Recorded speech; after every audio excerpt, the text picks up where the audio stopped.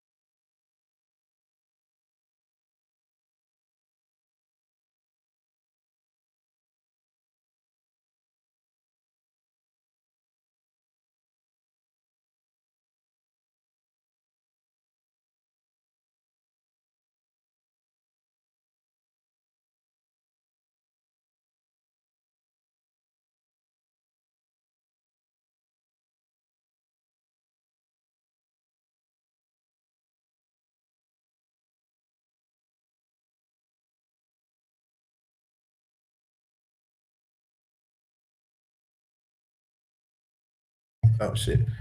I think I might have been doing all of that. Can y'all hear me? Can you hear me? Let me see. So there we go. Mental film. No volume. No volume. What about now? Hopefully you can get me now. My apologies for the volume thing. Hopefully y'all can hear me. Okay, you can hear me. Thumbs up. Yeah. I hate this volume thing like that. But either which way, my apologies to everything.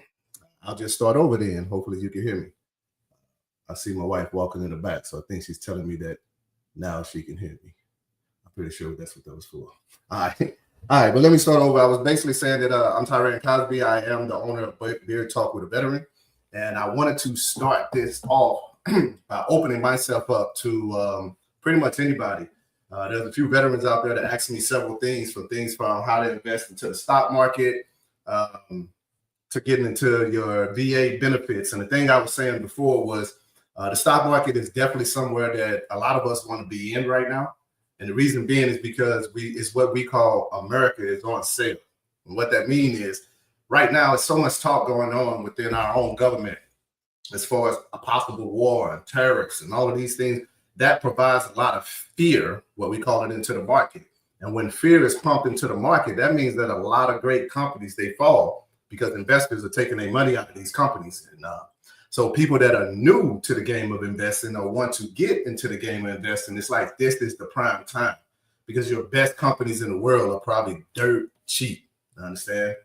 So that not only, okay, I'm just checking. I got to check my chat now because I'm by myself. Make sure y'all can hear me. But I also want to talk about some of the veterans out there, because I've gotten to speak to some of you guys. And a lot of you think that because you did 4 years in the military, that when you leave, that you just leave. You understand? Like, a lot of you feel that you didn't rate benefits, or no one told you about benefits that you rated, so you just never applied to it. And it's a lot of that. Well, there's a lot of things that veterans, just because you signed your name on the dotted line, that puts you in a category different from everybody else. Now, you may not know what these benefits and things that you can benefit from are, but I'm hoping that today I can kind of open your ears and get you to listen to something and take advantage of this stuff, man. Because say, man, you put your name on the dotted line, you take advantage of everything you rate up there. I don't give a damn who you are. All right. So with that being said, why is it important to even talk about the stock market all the time? Well, it's one of those things where it's just, you're not going to make more money than the stock market can provide. It's physically impossible. You can't do that. So why not take advantage of the vehicle, the vessel that the most important, the richest people in the world, they need the stock market in order to doggone stay wealthy. So if they need it, then that means, hell, I must need it. So the only thing to do is to learn how to operate in it. All right. So right now we are in what we call an extreme fear state in America. Anytime that we're in extreme fear, so you got what's called extreme fear, then you go to what's called neutral. Then you got what's called greed, and then extreme greed. This is called the fear and greed index. So as you guys start to pick up on some of these things, the fear and greed index is almost like the temperament of the market. It lets you know where we are. If we're in a fear state, that means that something's going on to have investors say, I want to take my money out of these stocks or whatever. I want to put this money where I can reach it because something's going to happen and I may have to draw from that. So they start pulling money out, which means that a lot of these great companies, they start falling. And when they fall, what does that do for you? Man, that opens the door to all type of opportunities. You need help with mortgage. You need help with college plans, college debt, whatever the case is. This is normally the time that provides an opening for that. So that's the purpose of opening myself up to you guys. If there's anybody out there in the chat, you got any questions, you want to shoot something in, I'll try my best to answer them. But for the most part, I didn't want to sit back and run my mouth this time. I wanted to bring in, again, another Marine who I've kind of mentored in some of this journey, but I want to do a Q&A with her just because I know a lot of people want to get into investing, but they think that, well, it's a scam, it's something that only rich people should be doing, so on and so forth. There's a lot of negativity out there. There will probably be like 10 million excuses why you shouldn't, but that one great excuse why you should, it just never would get attention. So again, the purpose was to bring her in. So I'm gonna do that now. Her name is Julia. I'll let her introduce herself, but my backstory to her is I met her years ago when I was in the Marine Corps on recruiting duty. One of my best friends, they were married. And I can definitely say this, from the time that we met her to this very moment, like she's very been a sincere person. You understand? It's not like a lot of people, they want to do things for hype and get some attention. No, man, some of the things that I've learned as Marines, we are very quiet with the stuff we do because we don't want the attention. We're just used to helping people. And Julia is one of those people that she is very sincere with helping people, so much that anything that I need to help this Beard Talk brand get up and going so that we can get out and help veterans, she's definitely been like, hey, man, I got your back. Just let me know where you need me. You know, so that's what I'm bringing in now. And I know she's super nervous because she don't like talking in front of people. She don't like doing nothing but cursing out Marines. If any Marine knows Julia, I would say this. If you know her, when you see her name and everything, then you'll probably be like, shy. She'll cuss your butt out in a heartbeat. So, yeah, that's Jules. So, Jules, I'm bringing you in now. Oh, good. I already know you're going to keep the camera off. We all know you're going to do so. I can live with that. But I wanted to bring you in, Jules, to, again, just kind of talk to maybe some of the people out there that have questions about trading. My experience of being new it was so long ago. And then most importantly, it's like, yeah, we expect to hear you, Tyrone, say something, but we want to hear somebody that kind of learned under you or something. Let them say what they learned and all this. So that's why I wanted you to come in. So hello, Julia. Yeah, hello, Cosby. I'll give you a second to even introduce yourself, man. Just let the people know who you are, since apparently I didn't put your damn name up here. So yeah, you did. Well, my name is Julia, and like Cosby said, we met a long time ago from when I was a young, a PFC probably, maybe. Yeah, I think about Lance Cooley, maybe. Yeah, I forget about that far. But he's if I can learn it, anybody can do it. I'm still taking baby steps, but it's the basics is making me money. So the more knowledge I get, the more money I'm gonna get. So yeah. Jules, and I gotta ask, because right now you're kind of at a point where you're doing some of your own trades. Like you're literally calling me or texting me going, hey, I'm thinking about doing this and moving this. And then I'll normally reply back, what? Like, damn, I respect that. Right. Mm-hmm. So you're making your own knowledge. So from now to the very first time you even, when I started talking to you about trading, like what's the big difference now? Well, now I'm starting to see the big picture is coming together, because the more of the definitions and the basic knowledge that I learn, I start to see the big, it's like a pieces of a puzzle is starting to come together. So as long as I got my baseline understanding, I guess I kind of roll with it sometime. And okay. You know me, I still haven't learned too much with it, but I'm getting there. Okay. Now, when let's say, so your first trade that you did, how much did you spend? I think we started out with SoFi, right? I think it was SoFi. Probably like $50 maybe. $50. Yeah, I think it was a little bit. It wasn't even 100. Yeah. Yeah. Mm-hmm. Yeah, I remember that. It was yeah, you did that because again, we started out, we were building up that position. So kind of like as it fell, we knew that it was going to bounce and it came up. So that difference I guess I'm trying to capture your emotion because again, a lot of people they do talk about the stock market, but the first thing they say is, "Man, I always want to get into it, but I heard that you know what I'm saying that's you're gonna lose all your money, or it's risky, or it's a gamble." So just in your instance, no, Well, I never. You told me the first thing you told me was never put in more than I'm willing to lose. facts. So I'm not willing to lose too much. So that's why I'm not really putting in that much. Right. Then I kind of just rinse and repeat and just keep it moving. Now, how much? And then that trade, how much did you wind up getting out of that SoFi trade? I have to look back. I think my first SoFi, I want to say it was about 200 or something, if I'm not mistaken. Yeah, I remember it was a while ago. I remember you kept texting and everything like that. Yeah, I was thinking about it was going up. I didn't know what to do with that little 200. Hi, Julia. So what's crazy is, so Didi started learning around the same time that you was. Of course, she had probably maybe about maybe 2 months. It wasn't much, but it was just a little bit in front of you. So you guys were kind of on the same learning curve. So as I would talk to Didi, and then I would come in the office and sit down, and then I talk to you. It was like you guys were literally mimicking each other. Mm-hmm. It's like both of y'all like, man, I just want to chop you both in the head like this. Yep. Didi would let me ask the dumb stuff, and so she. Yeah, I don't want to do it. And I'm like, well, honey, talk to Julia and just let her know what you got. I can't teach nobody. Yeah, but you're making money, so you're doing something right. Yeah. Now I come to Julia like, hey man, come on and let the people know what's up. So that's the biggest thing is so now how do you find your trades? I know some of the stuff. Well, now let me rephrase that because I know we talk about some stuff. How do you look for stuff? So I don't tell you a lot of things. So when you're looking to see where stock goes, where it's going, where it's coming from, like what is your process of that? You mean as far as well, like I said, you told me a stock can only go where it's been. So that's about the parameter that I kind of keep my options in is those numbers. So when it drops, I'll go for where it was that time last year or 6-7 months previously. And that's kind of what I do my option for.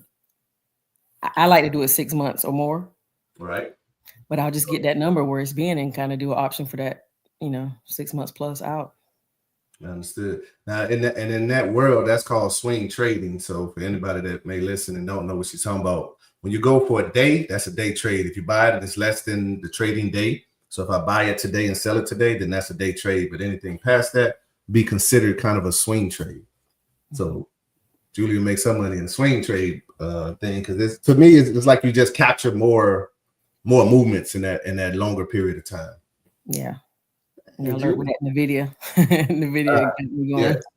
Yeah. So now, okay, and even in that, like your process because you listen, you do research, and you know that's the biggest thing to do. So you do research. So in your research, I guess your routine or whatever. What are some sites that you check and how? I think one of them, well, of course, what is it? Yahoo Finance. What is it? What's that other one? So now, when you say Yahoo Finance, so what is it that you're looking for specifically on there? I'll just get the latest news, or I just watch the news. But okay, Tip Ranks, I think I usually go to one of them. Some of the news will come out on that IBKR network, the platform that we use with Maurice. But it's just to me, it just seems like it's just a game, like you said. Seems like the rumors or the gossip kind of runs it. Yeah. And then I look at the fear index. I kind of check that daily just to see where we're at. Because now when you look at the fear index, so how do you play that? So say like now, in a time like now, we're in extreme fear. How do you play the extreme fear? How do you play it in short term, and then how do you play it in long term? Well, last week when everything was in red, I bought. I stacked on to more of my SoFi stocks and Nvidia. I think I added another Amazon. So that's when I kind of stack on my stocks instead of. I'm kind of scared about the options unless I actually do a little bit more research. But I actually stack on the stock portion when it drops down low like that. See, that That's what I love about you, Julie. Listen, man, Julie, listen, man. So I say that because, again, when I tell people in an extreme fear state, like that is the time that you should be racking up, especially on your stocks. If you're even going to touch options, then you don't really want options that's within the next few weeks. You understand? Because if we're in extreme fear, then that means there's a lot of uncertainty out there. So your best thing to do at that point is to go ahead and, if you just got to do a call, and you push it out. My rule is about 6 months or more. If you can go more than that, then you want to do like maybe a 2-year option. Because now, if we're in extreme fear, most of the time we know why we're in extreme fear. Like now, again, it's all these Trump and these tariff talks and possible war and interest rates. So we know that these uncertainties are there. So as we research this, you can check it out. And if you're like, oh man, it's an overreaction to everything, then now you could probably catch 1 year, 2 year out options on dirt cheap and just a little bit of money in there. And now it come up for the next year and a half to 2. Yeah, that Palantir, I was mad that I didn't hop on it last year when you told me to, but then I finally got on that train. Yeah. I've grabbed a few of them. Yeah, that's been my workhorse. Yeah. Yeah, that's it. Just find your workhorse, man, and you just work it. So I wanna see your process. So when you do it, you use TradingView and stuff when you chart, right? You never use Robinhood? Well, Robinhood is the one I start out with. That's the one I'm more comfortable with. Okay. I'm still not really familiar with TradingView. I just go to them for news. Okay. And, I'm just not getting real comfortable with the IBKR platform. Okay. All right. Well, here's what we're gonna do, Jules. I'm going to share, because only I can share the screen, so I'm gonna walk you through utilizing Robinhood. Okay. And then we'll talk about it. Yeah. Anybody got questions? Jules, you might have to help me. I don't know if you can see the chat, but if you can, you may have to let me know if a question pop up because I can't see it when I share the screen. Okay. All right. But you can see this Google screen right now, right? Yeah. So we're gonna just utilize Google for right now as an example. Let's see Google. So we're gonna utilize it on the traditional one, and then I'm gonna show you on Robinhood Legends. Because did we ever talk about Robinhood Legends? No, I kind of played around with it when it first came out, but I'm still using the older one on my phone. Well, we'll try to mess with that too. So anytime, as you know, we're looking at a stock, bam, I'm gonna go to the advanced screen. And for me, I personally like candlesticks, so I always take the line off and I put candlesticks. So that's that. But we're looking at Google right now. If it's me and I'm going to trade Google, especially I'm looking for a big jump, then I want to go to the max look. I want to go to the max look and see exactly what it's been doing. And although Google is down right now, where has the path been? It's been continuously up. You know what I'm saying? We had a downtrend here, boom, and now we up. You can't see that, right? Yeah. Okay. So then this is on Robinhood. This is just a regular Robinhood right now. So I may go out for, let's say maybe even, let's say the 1 year. All right. So if I go to the 1 year and I'm looking at the 1 day look for 1 year. So this is going back from March of last year to pretty much March of this year, right? Yeah. All right. So as the stocks travel, you can always see where they gap up. Can you see these gaps? All right. So when stocks gap up like that, you got to understand that eventually one day it got to close that gap. So it can keep going up, but it's almost like one of those things where I tell you, don't chase it, don't chase it, don't chase it. Yeah, you might have missed all of this and you could have captured some of this. You know, you still can trade it, but eventually, just like now, it came back down. And boom, it pretty much, and it gapped down here. So it was going to have to close that gap. And it comes down. And as you can see, these little lines here, it'll come back. If you look back here, that gap, it closed that gap. Boom, it filled it right there. So anytime it closes a gap, it's mostly going to try to go back up.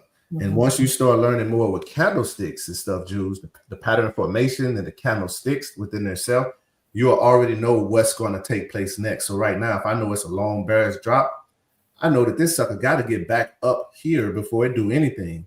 And chances are, whatever made it drop there, it'll tell me like if it dropped that far, oh no, this was something bad here. So it ain't finna jump back up. And as you can see, it just continued to go down. Mm-hmm.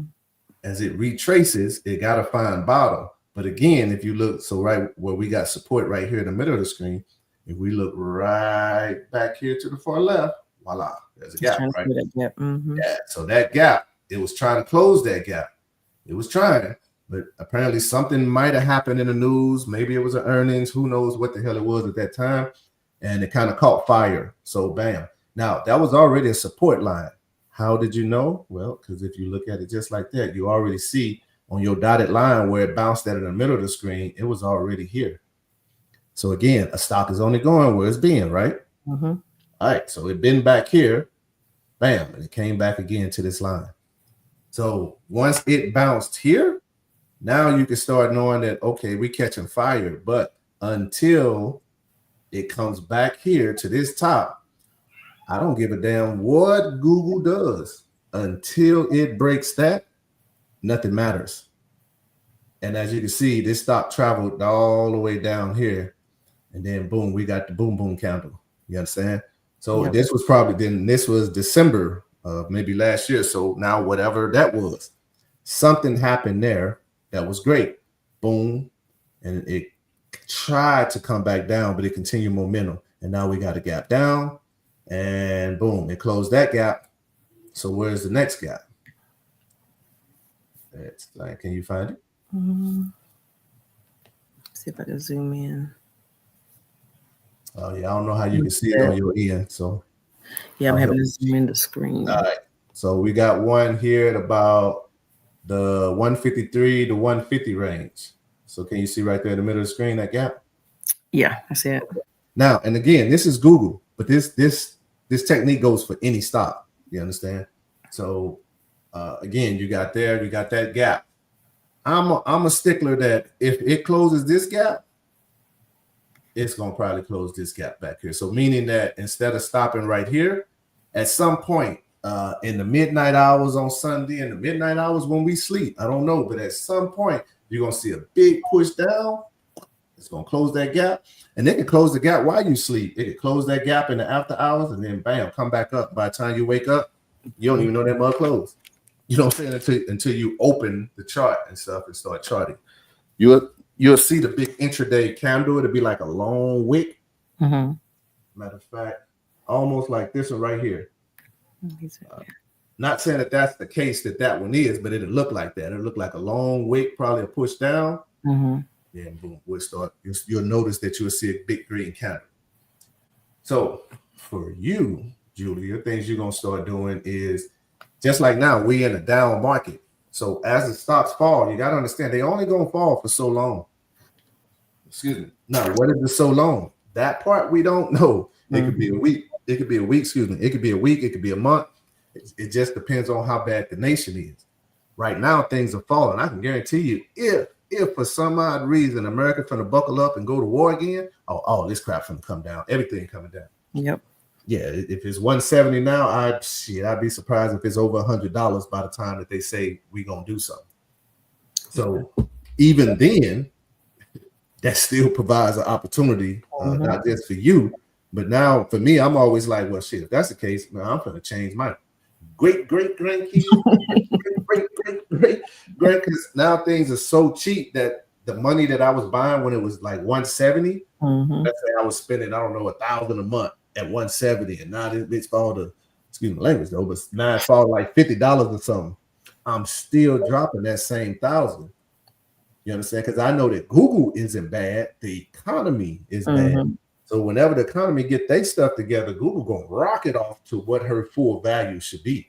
Yep, and at that's that point, my Amazon. Yeah, there you go, same thing. So at that point, you're multimillionaire just off of what you did right now on one stock. So now if your portfolio is sitting with like a little, at least I always say you don't need no more than 6 or 7. You know that, but if your portfolio is sitting there, it's like, and now all 6 or 7 or 6 figures a piece, oh, you straight.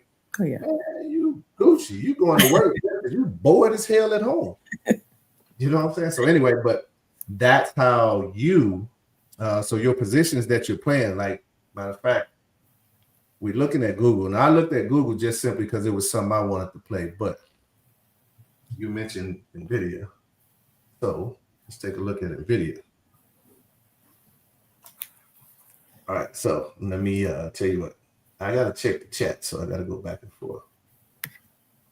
So give me a second. All right, nothing in the chat. And in case anybody watching, I want you to be able to see the screen and not me. All right, did that change your screen any different, Jules, or it still looks? I said it's still a better. Yeah, let's get my ugly face out. So same thing. So we're looking at NVIDIA. Let's go out. This is a 1-year look on it as well. So right now, NVIDIA is sitting about here. So has NVIDIA been there before? Yeah. Now, the things that I noticed that sometimes when stocks fall, that even though that gap is closed, it's still going to play that gap. You understand? Mm-hmm. So let's say like back here, this gap was closed in this area. But when NVIDIA falls, just like now, it'll probably continue to where we at, 125. NVIDIA is more likely coming back down. So if she comes back down, you got all of these gaps back here. This was heavy resistance, as you can see at one point in time. Once it broke, it came up, it became heavy support. So the weaker NVIDIA starts looking, the more and more it's going to at least come to this line, and it gotta bounce. That is the mission, is to bounce. If it don't bounce at this line, it is 100% game over for it. Because now if this was heavy support and it falls through, you got to understand it's going to be heavy resistance. Mm-hmm. So playing those gaps and everything is what you would be looking for. And you can find a lot of these, again, you're going to come out to that. If you go to the week look, it'll look way different. Your candles become a little bigger. Mm-hmm. And your formation may be a little different. So you look at everything, and you also, how would you know NVIDIA was going to be coming down? Because even when she was here, if you look at the MACD, she already started to come down. Can you tell that? Like, I'm speaking of down here. Yeah. Yeah, it was already bent down. Like, it started bending down back here, July 2024. Yep. Yeah, she started sloping down. So yeah, we was hoping for a strong bounce. And of course, she did bounce a few times, but it's like, yeah, you weak. Mm-hmm. You kept pushing it down. Mm-hmm. So again, you look at it. So the further you go out, always look at the RSIs and the MACD, because again, even though NVIDIA is going up, the divergence is she going down. So that's how you kind of know, like now she's going to bounce. So there's a strong possibility she can come to the $80 mark. That's what I was looking at. I'm like, I can't even remember NVIDIA being anywhere near 80.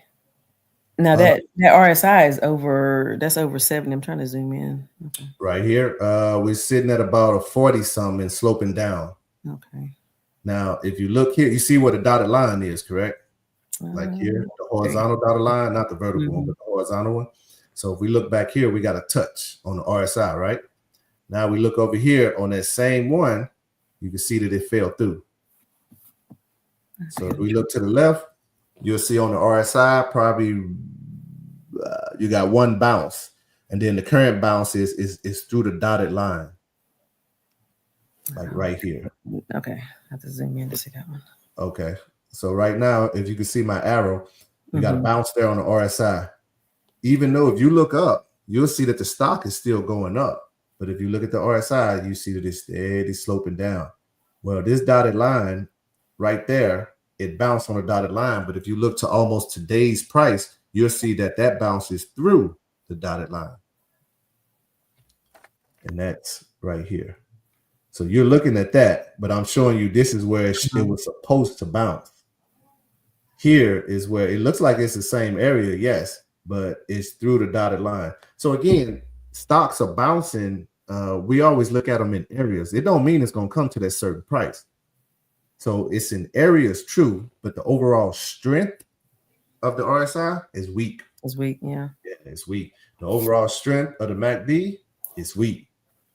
Everything is bent down. So you would already know that, yeah, she's getting kind of weak. And we would have known that back here. Mm-hmm. Actually, we would have known it. So when it hit here, this had to break. Now, it did break it, but it ain't really a strong push enough to, you know what I'm saying?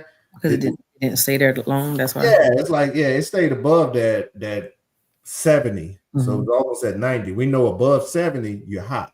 You hit that 90, you cooking. So this looked like it went to a tip of about right at 90.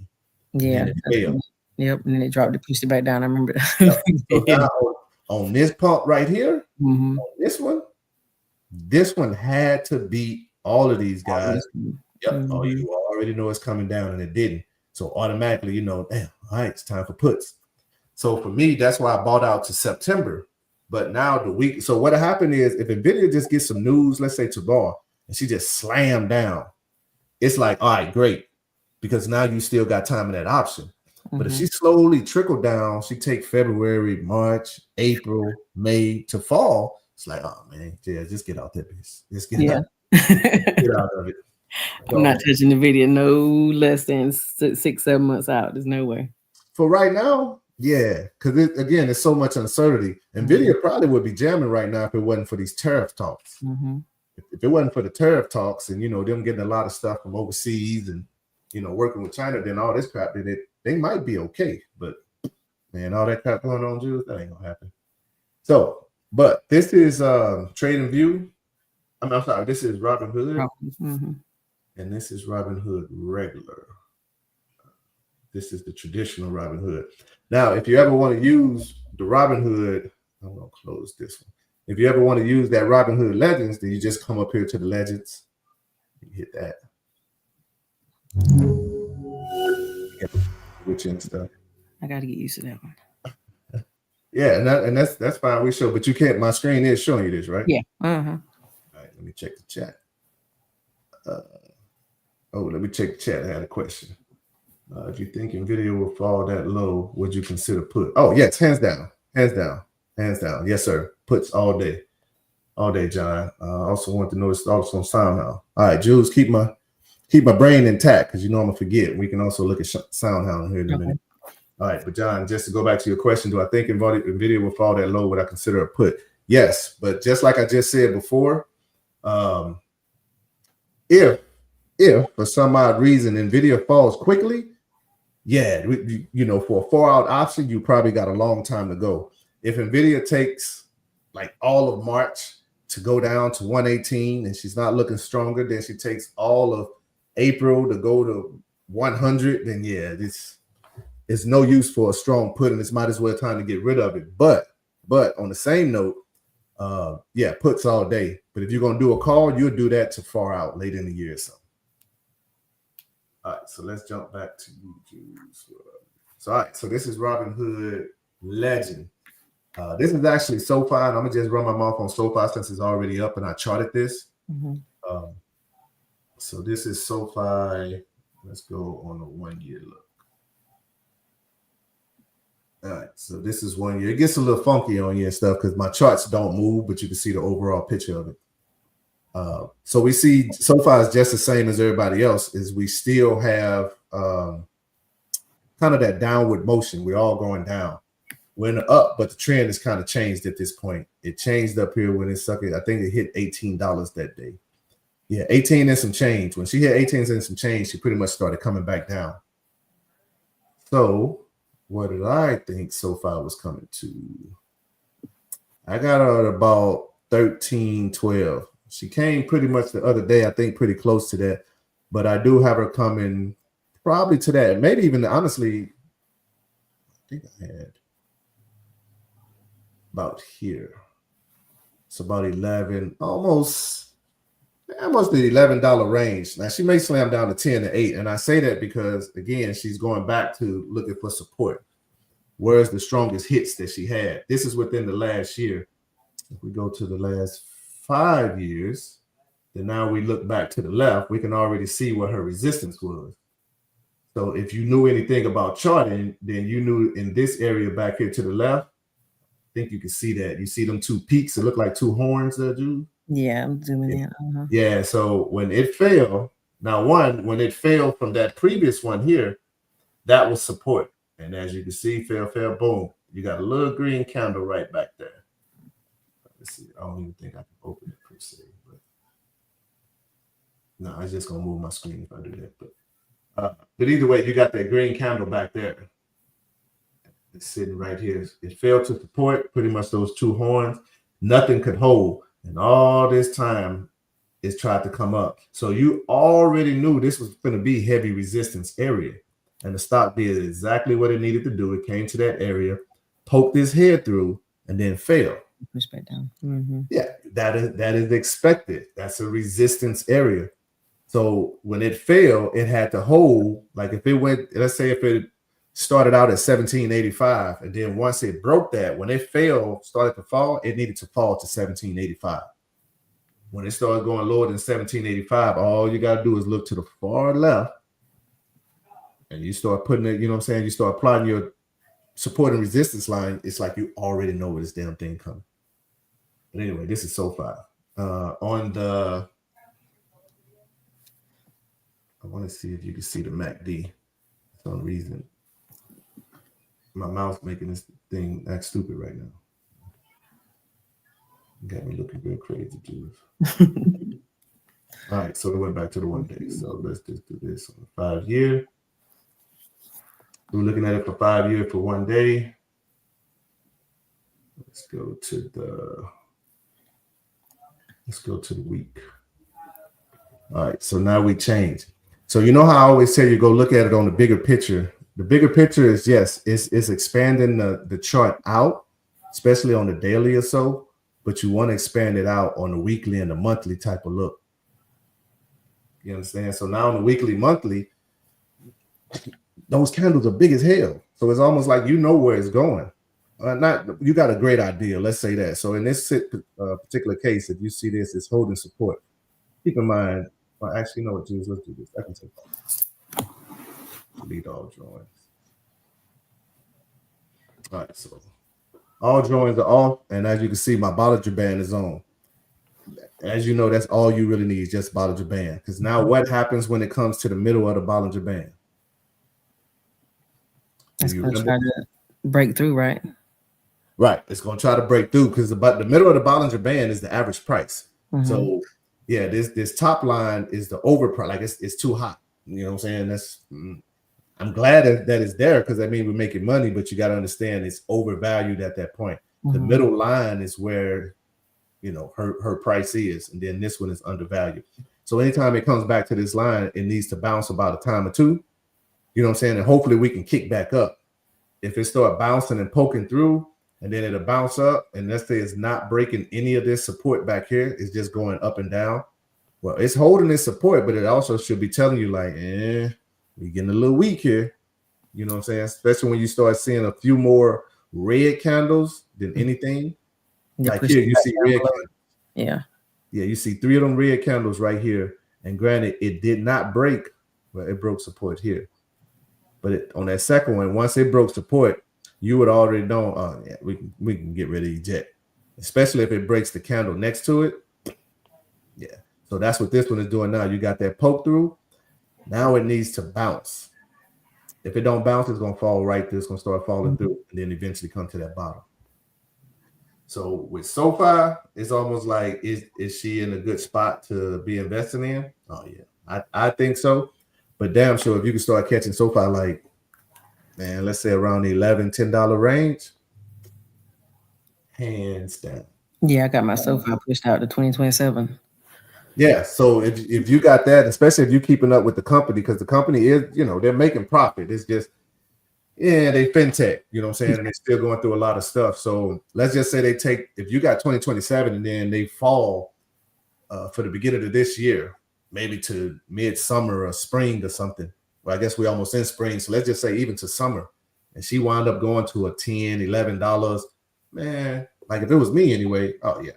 I'm definitely averaging down. I'm hands down averaging down because the next run up, just when it comes back to this line, just when it comes back to this average line, just depending on how much you did and how long, and that payout alone gonna be crazy. So now if it goes to the overvalued line and continue to run, that's how you get 6-figure plays off a little chump change sometimes. So I'm trying to stack up on the actual stocks. I want at least 100 of those. I'm almost there. On the SoFi stock. Yeah. So in your case, then let's say when you do your options, then you want to do what am I trying to say? That's when you are worried about your break even. If you're not worried about the stop, like getting the stop, so when your options run up, and I say that because some people be like, I'll be worried about my break even. So I tell them, man, that your break even is important if you want the stop. If you don't want the stop, that freaking option go up 10, 20%, you can sell. You know, but in your case, like, yeah, you hit the break even, but now you have the right to purchase those options at that price.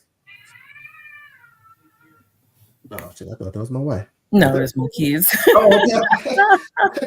I thought she fell out the party. All right.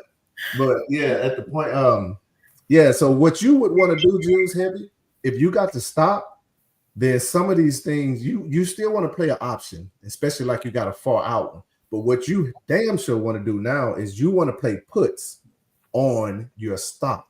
It's called hedging your stock, pretty much. You know, hedging your portfolio, meaning you got the stock. So you got the stock in case if the price runs up, you're gonna make money. But you got the put in case the stock goes down, you still gonna make money. Without the put, when the stock goes down, you're just gonna lose money. Yeah, so trying to catch what I just haven't got comfortable with puts yet. I mean, I know it's the same thing as calls, but you know me, I got to master one side before I start messing with another. Okay, well, understood. Let's try to master this bitch while we're on here. I'm trying to find let's go back to this one. Let's go back to the classic look. And we're gonna go to rewards. I didn't pull it off from this thing to choose. Let's go to. Oh wait, what stop? Give me a stop. What about SoundHound? That's what. Oh yes, yeah, there we go. See, Jules, that's why I keep you. John be ready to kick my butt already. Let me check real quick. Let's see, John. I also want to know thoughts on something. Okay, same one.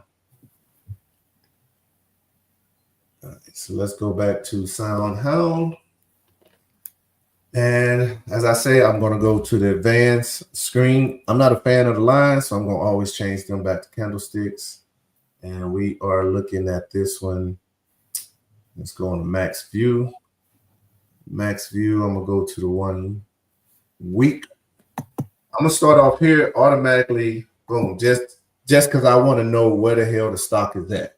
So I'll come here. If I'm looking here, I always go back here to where it started. It came out here. It ran up. It failed. It had a long boom, boom candle. Kabaya. Matter of fact, does this let you change? It does not. All right. So we got a long boom, boom candle. And then once we get that, we already know we're going lower. It come up. It's going to always try to retrace. Once you get that long boom, boom, you're going to normally have one, maybe two more. But you're definitely going to get one, and then you at some point, you're going to get a green candle somewhere of it trying to push back up. When this stock comes back up, it at least needs to come to about, well, I'm going to say this. It can come to about 50% of this boom, boom candle, right? It can come up to that and then reject. But in this case, it didn't come up to 50%. It almost came back here would have been resistance. It came up to that. It couldn't make no more, and then it continued its fall down. When you see this long red candle, just understand that the longer that sucker is, the longer the drop gonna be. So as you can see, boom, and that's when what was it? SoundHound came here. SoundHound fell up under their 200-day moving average. That's what this line is here. Let me make sure I'm saying that correct. Looks like the 100-day moving average. Yep, that's the 100-day moving average. So I got 100 on this one, but you can always change. But nevertheless, it fell up under that. It fell up under, but it didn't stay, well, it stayed long compared to this. And eventually, once the stock comes back over one of those moving averages, the 50-day, the 100-day, the 200-day, once it comes back over those are strong. Either it's going to be strong resistance or it's going to be strong support. In this case, it was strong resistance.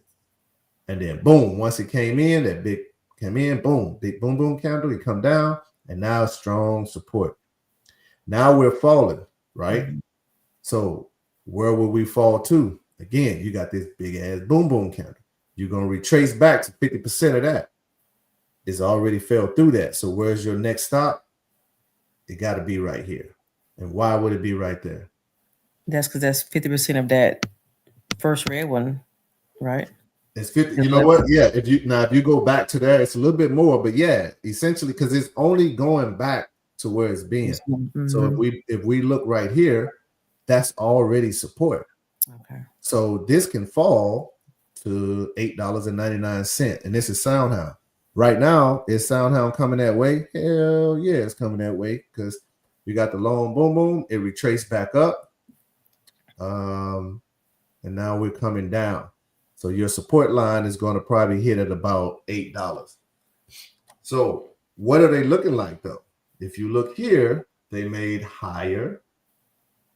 Well, they made high. Let's say that high here, and then here was a high. But this high was nowhere near close to the one on the left, right? Mm-hmm. Yeah. All right. So then, boom, this eventually broke free, and when it broke free, boom, they made an all-time high, $24.54. Mm-hmm. So it's no more resistance there. So now when she falls, it's going to probably fall hard. And most of this was probably a good run up too because of that NVIDIA thing and NVIDIA invested in them and blah, blah, blah, blah, blah. Yeah. Then NVIDIA says, NVIDIA sold and moved on and did what, investors do. We sell companies.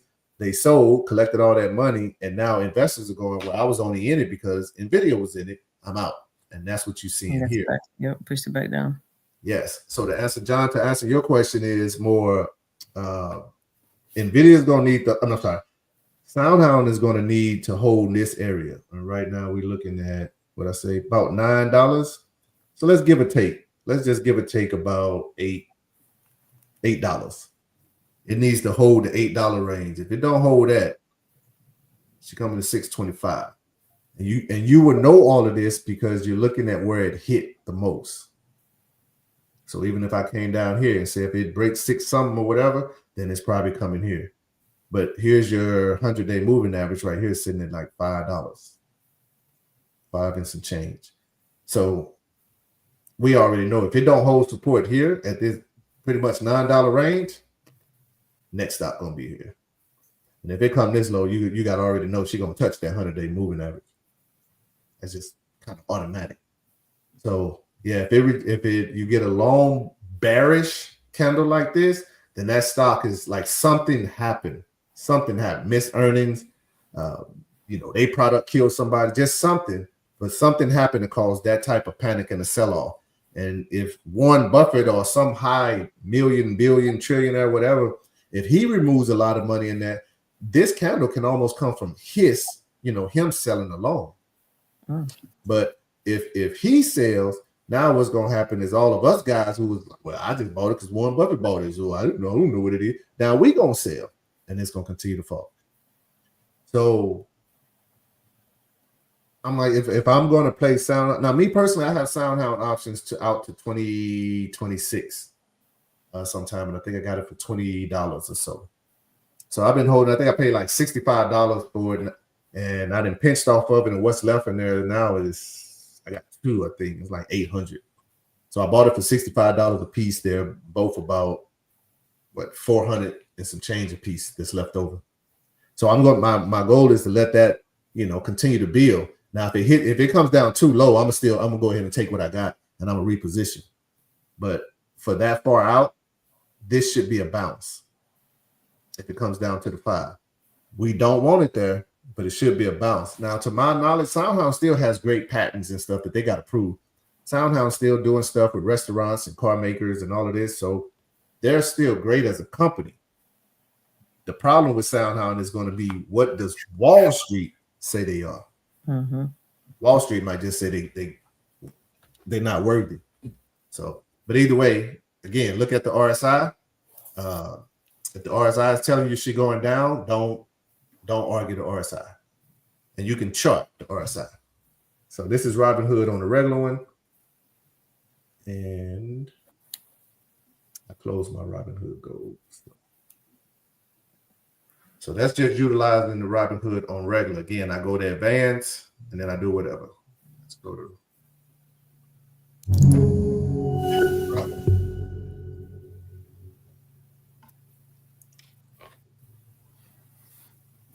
All right, so we already looked at SoFi. What is this one? I was looking at some of these, I think, with my son yesterday, so I don't know what I got up. Intel. Actually, you got Intel too, right? Oh yeah, I got Intel. Mm-hmm. So we can look at Intel because again, this was our gamble. This was our lottery scratch-off ticket. So Intel, and let's just go ahead and clean this off. So just the same as we would do on a traditional look, we can do on here, but on this side, shit, this almost like trading view. You know what I'm saying? You can take you can chart, you can do whatever. All right, so these are still gonna stay on there. So I always keep my Bollinger Band on there, of course. But over here on this side, so Juice, can you see up there in the top? Yeah. Okay. So these are the different candles. These are the different ones you could use. Me, I'm normally using candles, or I'm using Heiken Ashi. You got the lines. So as we just say, I'm not a fan of the lines, but you can still utilize the lines because where you see these little dips and ridges and all of those, that's still supporting resistance. So this one isn't as much, but if you see my dotted line, as it's on those ridges, you'll know that as this stock comes up now, that area is still heavy resistance. So the lines isn't bad. Now the Heiken Ashi, I think we went over this before. I like those because it drowns out all the noise. So what I mean by that is in candlesticks, if I put it back on candlesticks, you can see the gaps. You can see all of this small price movement when the market was kind of choppy. It wasn't doing anything, but just kind of moving side to side. And then you got these long sell-offs and the little bouncing. So those are your regular candlesticks. But when you put on the Heiken Ashi, it takes all of that away. Wouldn't you need the candlestick? I don't know. Maybe it's because that's the one I learned off of. No, well, right. So you use them differently, I guess I could say. I like to use mine to one, know what things are. So if I use the regular candlesticks, I can see the gaps. So in these, you can see gaps. You can see where the gaps are, everything. But obviously, if it's a gap there, that means that price dropped. So therefore, on the Heiken Ashi, the only thing it's going to do, instead of showing a gap, it's just going to show a long candle. So the downside to that is if I use that to chart, Heiken Ashi, that is, if I use it to kind of chart, I don't really know where the gap is. Yeah. You know what I'm saying? I gotta feel where it is, but I can't see it. So that's the downfall to it. So a lot of times you can I'll chart with the candlesticks. And then as the day goes on or so, I might switch to Heiken Ashi. I'll just go back and forth, especially if I'm day trading. So I'll look at it. But now as you chart, you kind of got a different vision of what's going on. So the things that I want to show is you got to utilize the RSI and the MACD. So if we're looking at Intel, you may look at Intel and you'll see the Intel drop. You got this long, big drop back here. It slammed down. Well, when it slammed down, you can see down here on the MACD, heavy sell-off. That's what that red is, right? Can you see that? Yeah. Okay. So when you're looking at the red, if you actually look at the MACD, you can start seeing that the days, the selling got smaller and smaller. So can you see, like, as the ridges come in, the MACD is starting to come in. The candle, like, so this little mouse is real funky, so work with me. But if you look at it, you got ridges in the MACD here in the bottom. Just treat those like candlesticks. So you're looking at the length of the candlestick. Once we get to the longest one, which is pretty much about right there, it starts changing. Also notice the color change of the MACD. It goes from deep red to more of a brighter red, right? Yeah, what does that mean? That on the MACD down here? Yeah, you got like 2 different shades of red on there. Now, this is Robinhood Gold, and some of this you may be able to change yourself, but I'm just showing you off of the standard read. So even if you just read with the standard stuff. So the different reds, as those reds, that's kind of saying that these were deeper days. That was a lot of selling off on these days, so it was a lot. These days, it was still a lot of selling off, but it got a little bit shorter and shorter and shorter and shorter. And eventually you got a little green candle right there. If we look up to the actual chart, this mouse is real funky, dudes. But if we look up to the actual chart, you'll see, boom, We got a quick jump. You got a gap up right there. Let me see if I can. You got a and that's down here in this area. Okay. You got a gap right there. So if you look down on the MACD, you also see that, well, it's light green and then it's dark green. But as you start seeing these slopes in each one, you'll notice that this slope came up a little bit more than the one to the. So what does the gap look like on the MACD? Is that where the lighter green is? What does the who look like? Where the gaps are. What does that look like on the MACD? That'll be, if you look back here, so back here to this area, and then we look down at the MACD, that's where a lot of your deep red colors start coming in at. Okay. So what'll happen is you'll normally have a deep sell-off. You'll have a deep sell-off, boom. And then once that deep sell-off hit, again, traders and all investors are running in, they're going, oh, this price is kind of cheap. So then you'll have a slight run-up. If that run-up doesn't have anything sustain it, then all it is just a pump for people to make money. And then they're going to jump out. So like if you don't know what you're doing, you'll be holding. But in this case, we got a bigger bump in this area, meaning that we kind of got a bigger hit than the last time. Now price fell again. So now we got some selling off right here. So you can see this red area here, right? Yeah. That's nowhere near the size of this one here. So that's what's called a divergence. So it's selling off and everything maybe in the market, but it's not a lot of selling off. Now we get in this area, it's a little bit more than what previously just happened, but it's nowhere near more than what happened the time before that, back in August 1st. You know, December 9th sell-off ain't like August 1st sell-off. So therefore, again, that's a divergence. Now, and again, you're looking at the stock, Jules. So as you can notice, the stock ain't too much doing nothing. It's just constantly going up and down. But now as we're looking at the MACD, it's giving you a different story. Different picture. Yeah, there you go. The MACD and the RSI, that's the true story. The candlesticks, they do tell a story and we need to listen to them, but the MACD and the RSI is telling you how much money is coming in, how much money is going out. So as we can see on the MACD and the RSI, although it's selling going off and the candlestick pattern look like it's going down, the MACD and the RSI is going up. Can you see that? Yeah. So if we go back here to, what is this? December 18th, 2024, on the RSI, we're looking on the RSI now, we got a bounce here. Now we go to January 13th, we got a bounce, but it's higher than the last bounce, right? Yep. Okay, boom. So now we run up. This run up was a good one, but the run up didn't beat the previous left run up. So we know it didn't go below that. Let me see the moving average. Yeah, so like it up here on the candlestick pattern, this area did not break this area at all. It didn't break that area. But if we're looking on the I'm telling you, this thing funky. But if we look on the RSI, you're noticing that, well, you're kind of making a higher high than last time. So you got this run up. Now this run up, it went there. It did break resistance, I believe.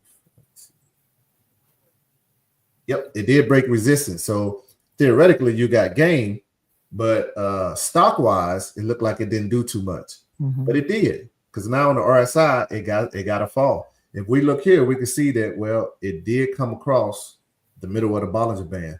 And this red line in there is the EMA 50, looks like.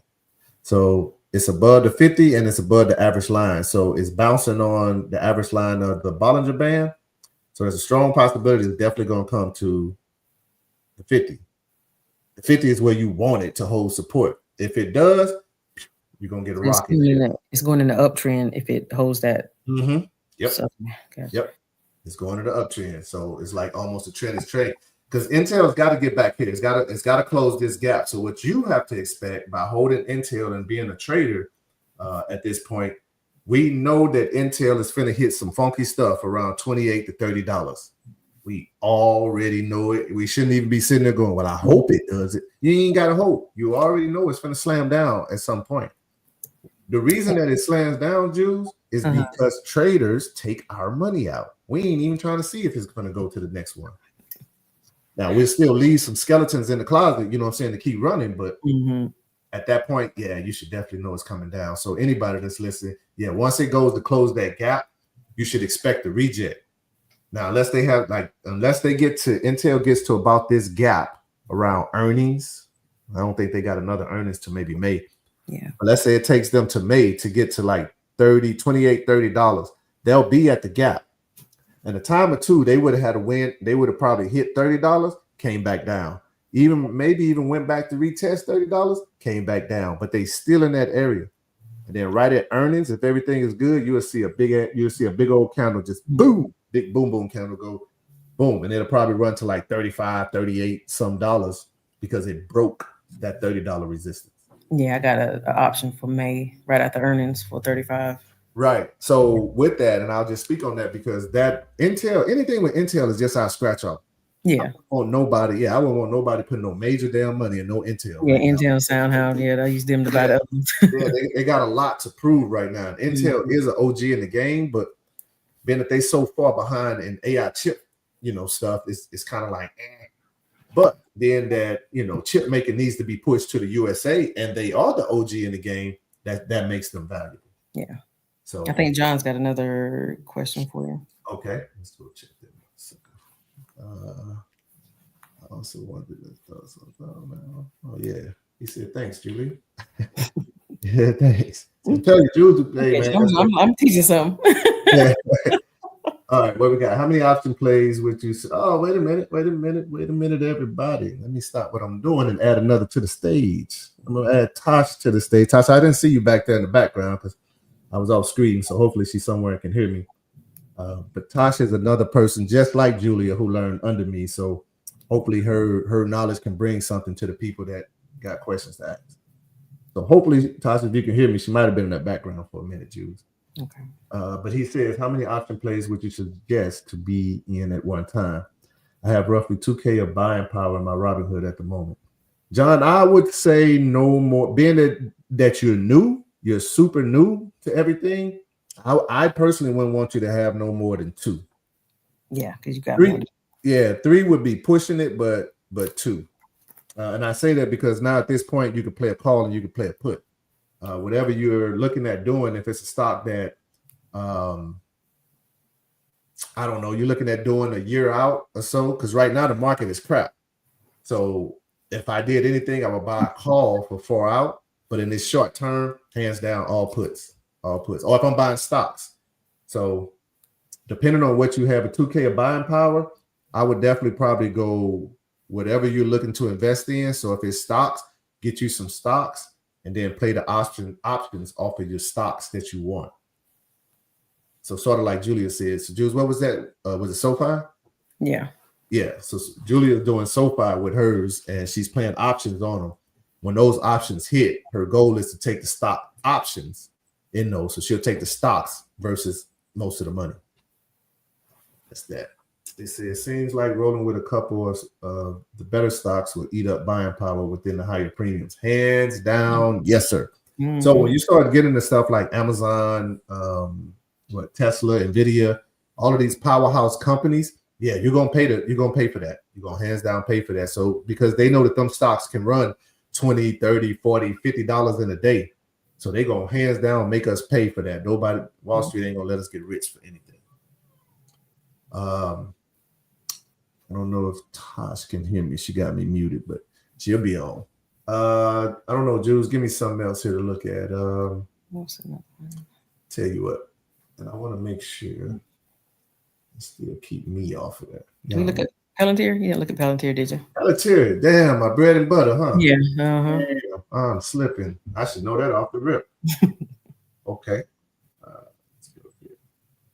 Let me make sure I ain't already charted it. That's some video. That is QQQ. Intel. I think that's SoFi. That's Tesla. That's my dog snoring. I thought you could hear some snoring, man. That's my dog sounding like a person. All right, so for anybody to include you, Jews, if you're gonna mess with Robinhood Legend at all, it's very simple to do. If you want your watch list on there, then you just tap watch list and it'll put that widget on there. Your watch list obviously should be stocks that's you're looking at to trade.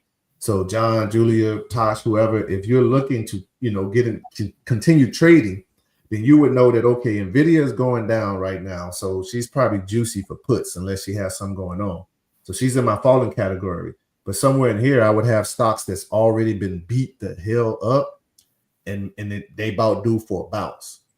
So they'll be on my watch list because now I can just kind of go back and forth. I don't have to listen to what's going on in the news per se, because I already got mine lined up. So that's that. If you don't want it there, you just go ahead and delete it all. So the thing I normally keep there, obviously, is the charts. And it'll be like this in case you want to add more widgets to it. But for right now, we just want to see this. So we'll pull it out. And we said Palantir. So you'll come over here. So in this particular one, it says AMC to the top left. All you got to do is click in there. It brings a drop down box.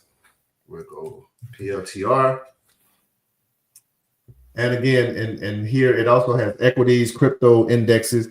So people don't just have to sit there and trade, let's just say options or so. You can trade crypto, you can trade index funds, ETFs. Man, if it's on the stock market, it can be traded. But anyway, we're going to Palantir. We'll bring up their chart. And this is the 5-minute chart, so we don't want that. So, Jules, how far do you have your Palantir for? The last one, let me see. Remember, I sold that one for what, $2,400, and I grabbed another one last week, July 18th to 25.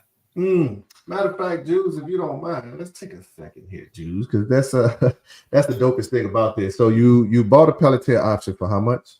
My first one, I think. Why did I see I need to check a text and see. Yeah, because I know it was like a few dollars. Yeah, I think it was less than 200. My first one that I got.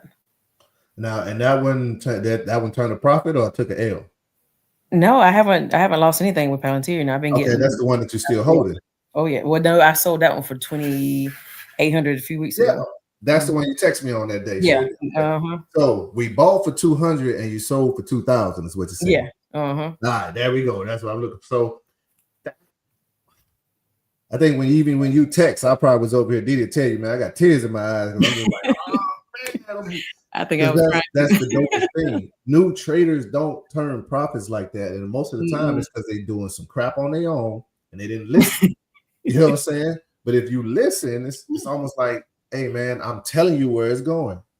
So yeah, I was scared to sell it, but I'm glad I did. Yeah, like from 200 to 2,000, boy. I'll tell you, Didi tell you, I was bouncing off the wall. So I say that to go back to my man John's question. He said he got 2,000 in buying power. So Julia's story is testimonial to what you can do in the stock market from $200 to $2,000. So a lot of people think that you got to put a lot of money up. No, it is great. If you put a lot of money up and you're great, you're going to win a lot of money. But boy, if you're wrong, you're going to lose a lot of money. Yeah. I think my first one, I sold one for $11.05, and I think I bought that one at one something, if I'm not mistaken. Ooh. Yeah, I've rinsed and repeat with Palantir a few times. Yeah, well, I'm talking. So wait, let me get this right. So did you say 100 and sold for over 1,000? One, about two for $390, and I think that's the one. Let me see. I'm trying to check my text. You bought two for $390. Yep. Okay. And then you sold and took home a profit of, you say, over 1,000.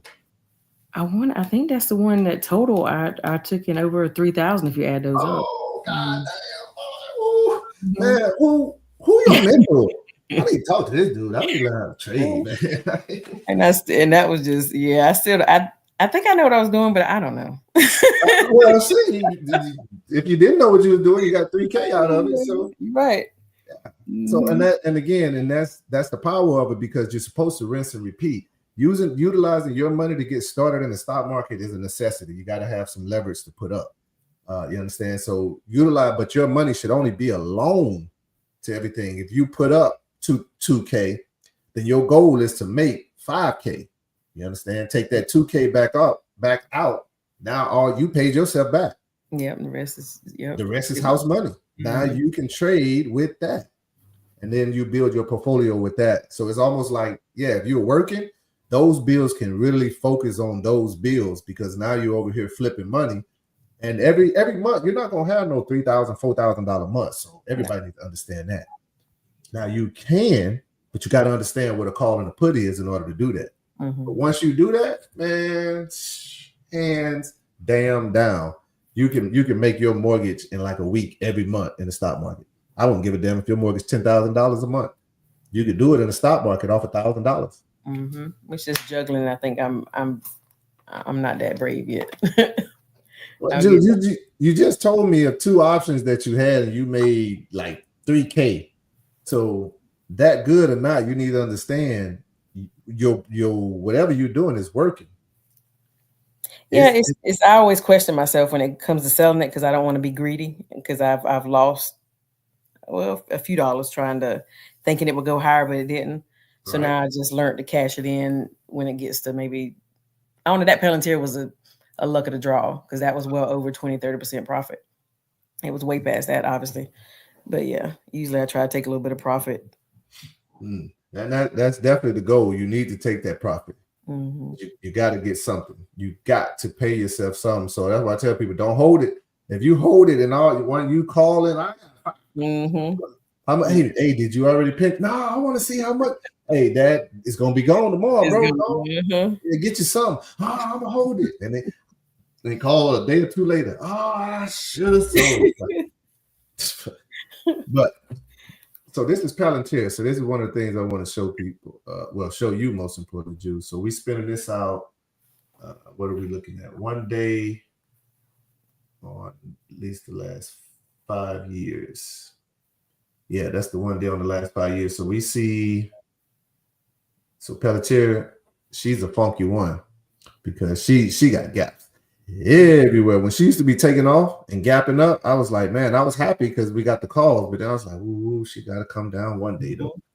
So she got gaps. She got a gap as low as, I guess, pushing below the 85 mark. Easy. 85. It'd be $8. $8. Yeah, you got one in the 8s.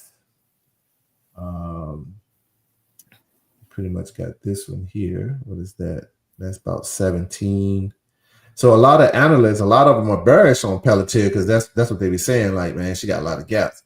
But long as Palantir stay juicy, like even now, as you can see, this is a bounce. But if you remember, I know you're not as experienced in it, but I don't know. Can you spot the pattern formation there? Like, let's say right here. Can you spot what that pattern formation was? I mean, the candle, that's not the head and shoulder things you and Tasha be talking about. There you go. I can see it, but I can't see it. I don't know. It just, I think I see that one. Okay. So the head, it's the inverted head and shoulder. So head and shoulder pattern is almost like the shampoo, head and shoulder. If you look at it like here, as you know, this is those red candles here is almost like a shoulder. And then you got this little tip that'll be like a head. And then you come up here, and it's almost like it formed another shoulder.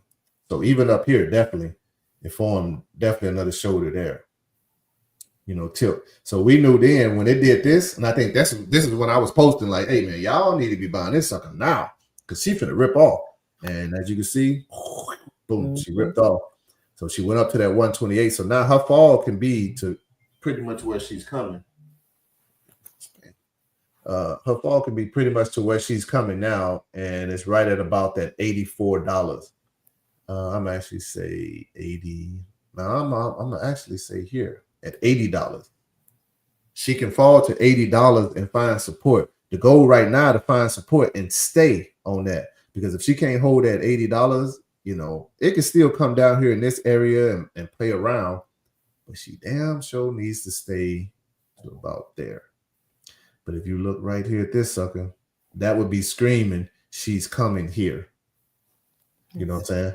Like that's what that's screaming. Because now, if it screams that, let me see, it will be lower than that. But if it continues to fall, the only thing it's doing is making another inverted head and shoulder pattern. Because now you got this big gap up, you got a tip, and now we got this long drop down, which is very similar to this right here. So can you think Palantir can go below almost the 70s, in the 70s? Oh, I can't see Oh, this heck in- yeah. Oh yeah. Do I think she can? Yeah. Now, will she? I'm not sure. If I'm not mistaken, maybe I have not. I thought I saw her like $70-some the other day, but You've had her since she was in her 40s, right? yeah, to be years honest, ago. half of the time I don't even look at it half of the time because I've been having it for so long. Mhm. My options out so far. It's like I kind of want her to fall down. I know. That's how I would love to get one for a year out on Palantir. I can't quite get there yet. Well, maybe not now, but as you can see, Yeah. there's a strong possibility that because now let's say if you waited until it visit about the $70 range, anywhere from $80 to $70 range, and then you did a year or two or whatever out, it wouldn't be bad. Because you already know at some point in time it's got to close this area. Gotta go back up. Yeah. So my question would be: is Palantir bad? This sell off here is mostly because of the government, saying that they cut defense spending and yada yada yada yada. Mm-hmm.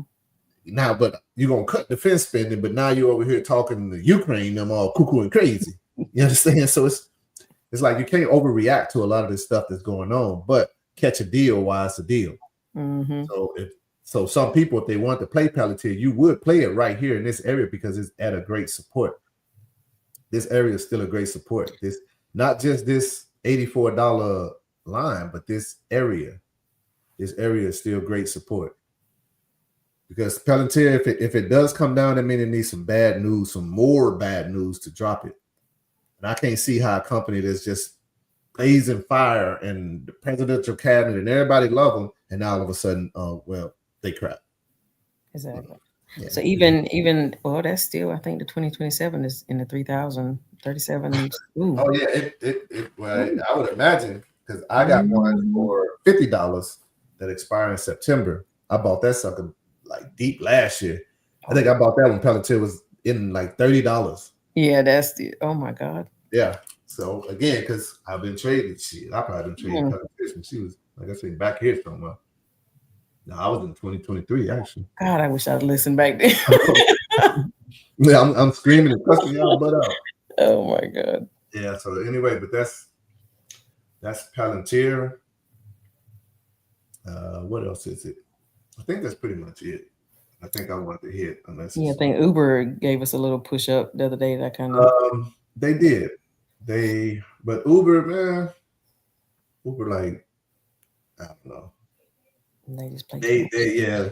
Uber is definitely a sleeper. Let's not get it twisted with the movement of this AI and autonomous driving stuff. And yeah, they're definitely a sleeper because even though Waymo and whoever else is out, most time people are gonna go with the more trusted name. Yeah. So if Elon Musk comes out with self-driving, well, not if, but when he comes out with his stuff, the autonomous cars, then I would think a person like him may want to make a contract deal with like an Uber that somehow they benefit off of it. But to my understanding, Tesla is almost going to play in the Uber reign, meaning when the self-driving cars come out, you can be at work, but your car, you're going to be like, well, I don't want it to sit in the garage. It ain't making me no money. Well, he has it where that thing is self-drive and go Uber, pretty much it can Uber until you're ready to come home. Until you're ready to go home. So if you got technology like that, you would probably want to go with the more trusted, company that put your name behind. So I can are you still buying Tilray? Is that how you said the word? Tilray, I treat that like I treat Intel. Yeah. Because it's so cheap. And I'm saying Tilray, but anything cannabis related because it's so far out. Let's even see what that. I think Tilray was more of that's a play one. I think is it Canopy? I think I did sell one of them last week on my Robinhood. Got a little bit. Yeah, I think it's Canopy, bro. Let's see. Yeah, because all cannabis stocks are pretty much garbage right now. And of course, as new presidents come in, especially if nobody's in there going, "Oh yeah, we gonna make life great for the potheads," then all cannabis stocks definitely coming down. Mhm. And at this point, this is Canopy Growth. It's actually under. It's under its all-time low. So again, in companies like this, if you're gonna play them at all, you want to stay close to the news and see, is this, well, it's cannabis company, so sometimes it's hard for them to make money because they can't report it. It might be legal on the federal side, but illegal on the state side, or legal on the state side and legal on the federal side type of deal. So yeah, their money is a little funky. Now, Donald Trump did state, now he was running, so let's keep that in mind, that he said it while he was running, but he did state that he wanted lenient, am I saying that right? More lenient rules and regulations so cannabis companies can profit off of the stuff that they're doing. And he did make a push saying, some of that was because he feels, certain people need their cannabis type of drugs, mostly vets, that is, for certain things. So he was kind of for that.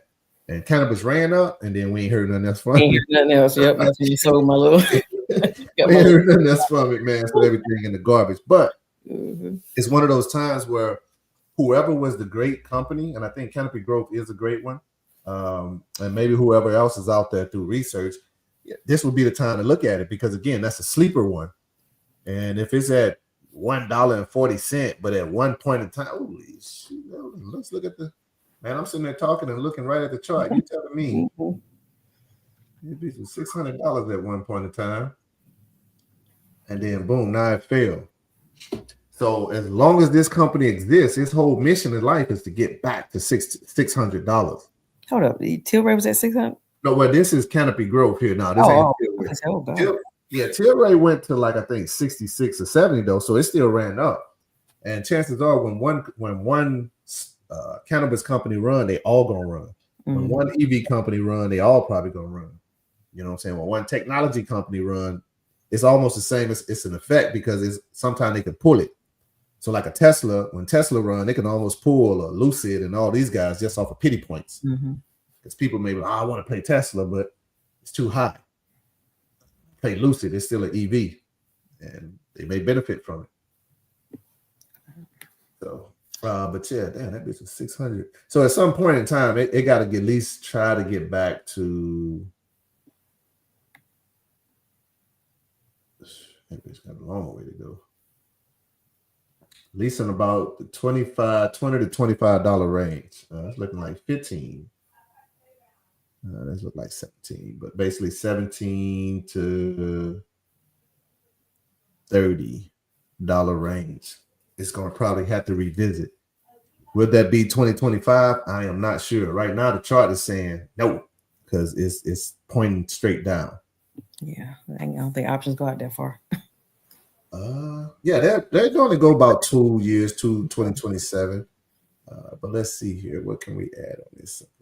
So again, you got your candlesticks. Oh, I think this is for this F is to add an indicator. There you go. So on this one, when you hit that F, you add an indicator, and I want to add my Bollinger Band. But these are the different ones you can utilize. The cool thing about trading is you don't have to use one. So anybody that's listening to this, your homework comes in trading by learning the indicators. You got to learn what's going to help you. So I always say, if you just want something, you don't want too much to do, the Bollinger Band is my bread and butter. Where's she at? That's my bread and butter for almost anything. We'll put the RSI on there. So now we got the RSI looking. And you can build your chart to your own personal preference. Of course, we talk about VWAP.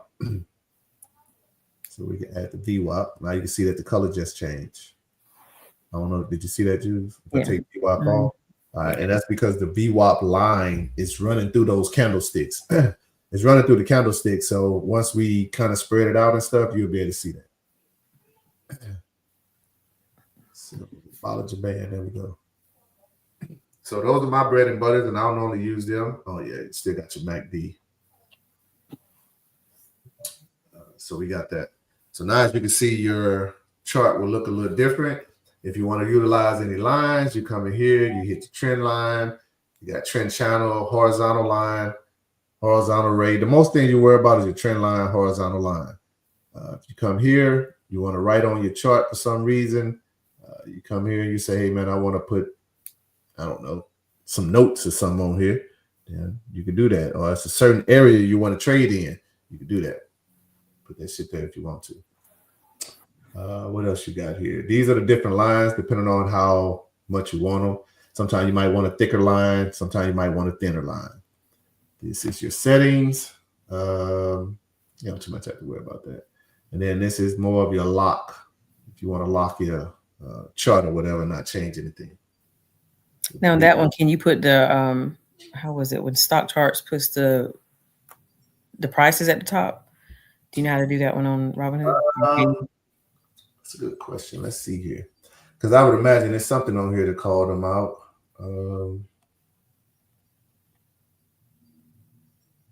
Yeah, it would make me look stupid while you're on here. Yeah, I got a more different mouse, so every tweak. Yeah, at this second, man, this damn thing. Let's go. So this would be the all-time look. Oh yeah, you can definitely see she coming down for sure.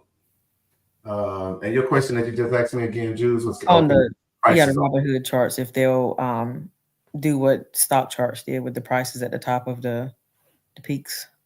Let's see. The candlesticks. I don't know what to let's see. You got date and price range. Price range. What does that do? Okay, maybe not.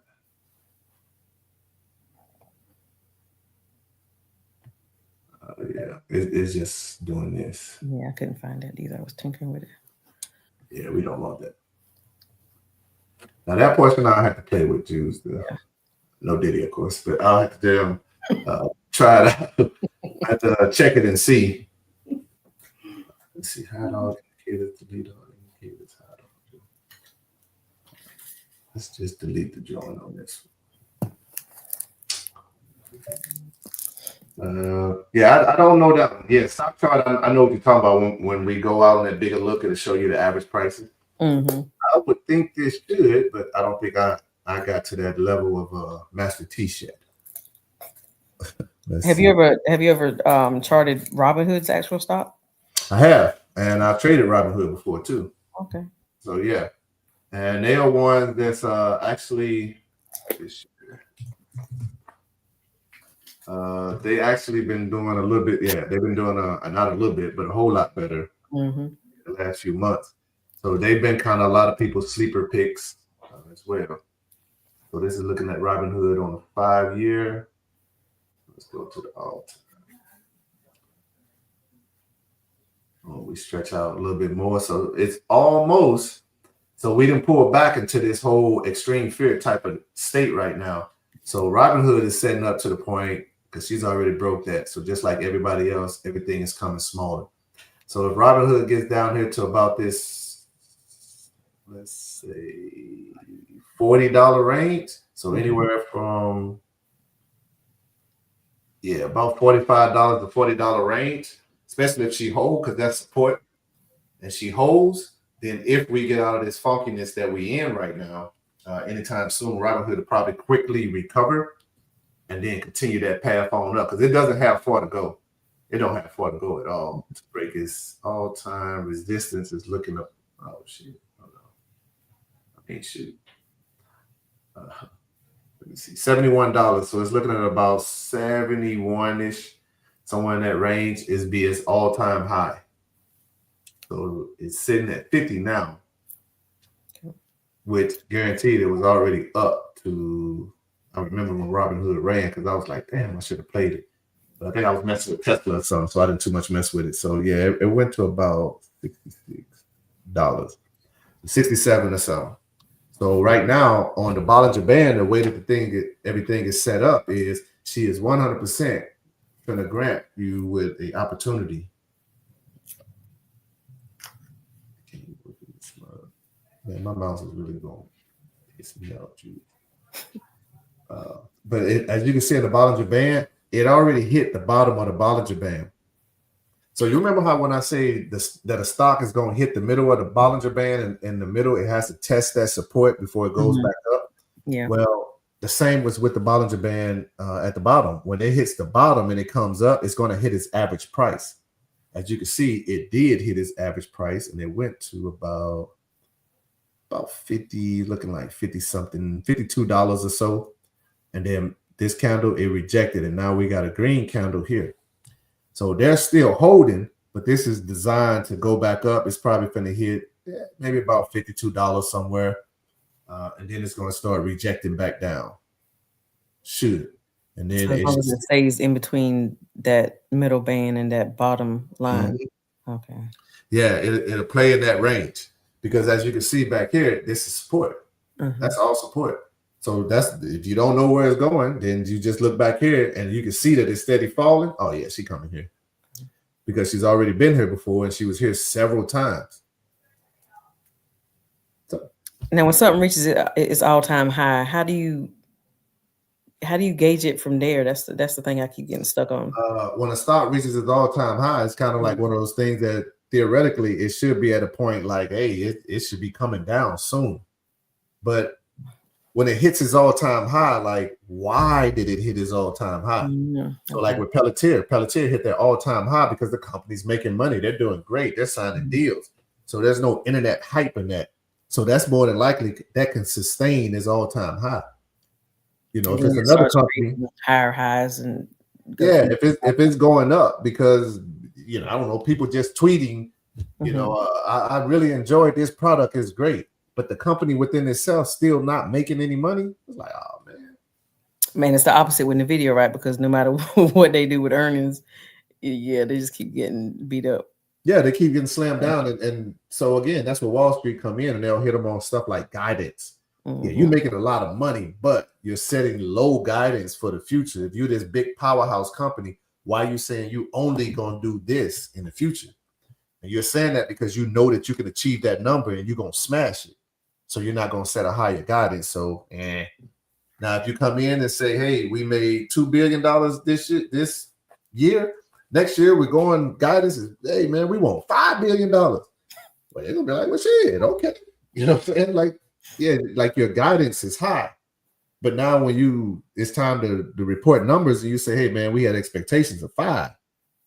We only hit, 4. So not only did we miss it, but instead of going 5 again, well, next time we're going to go 3. Oh my God.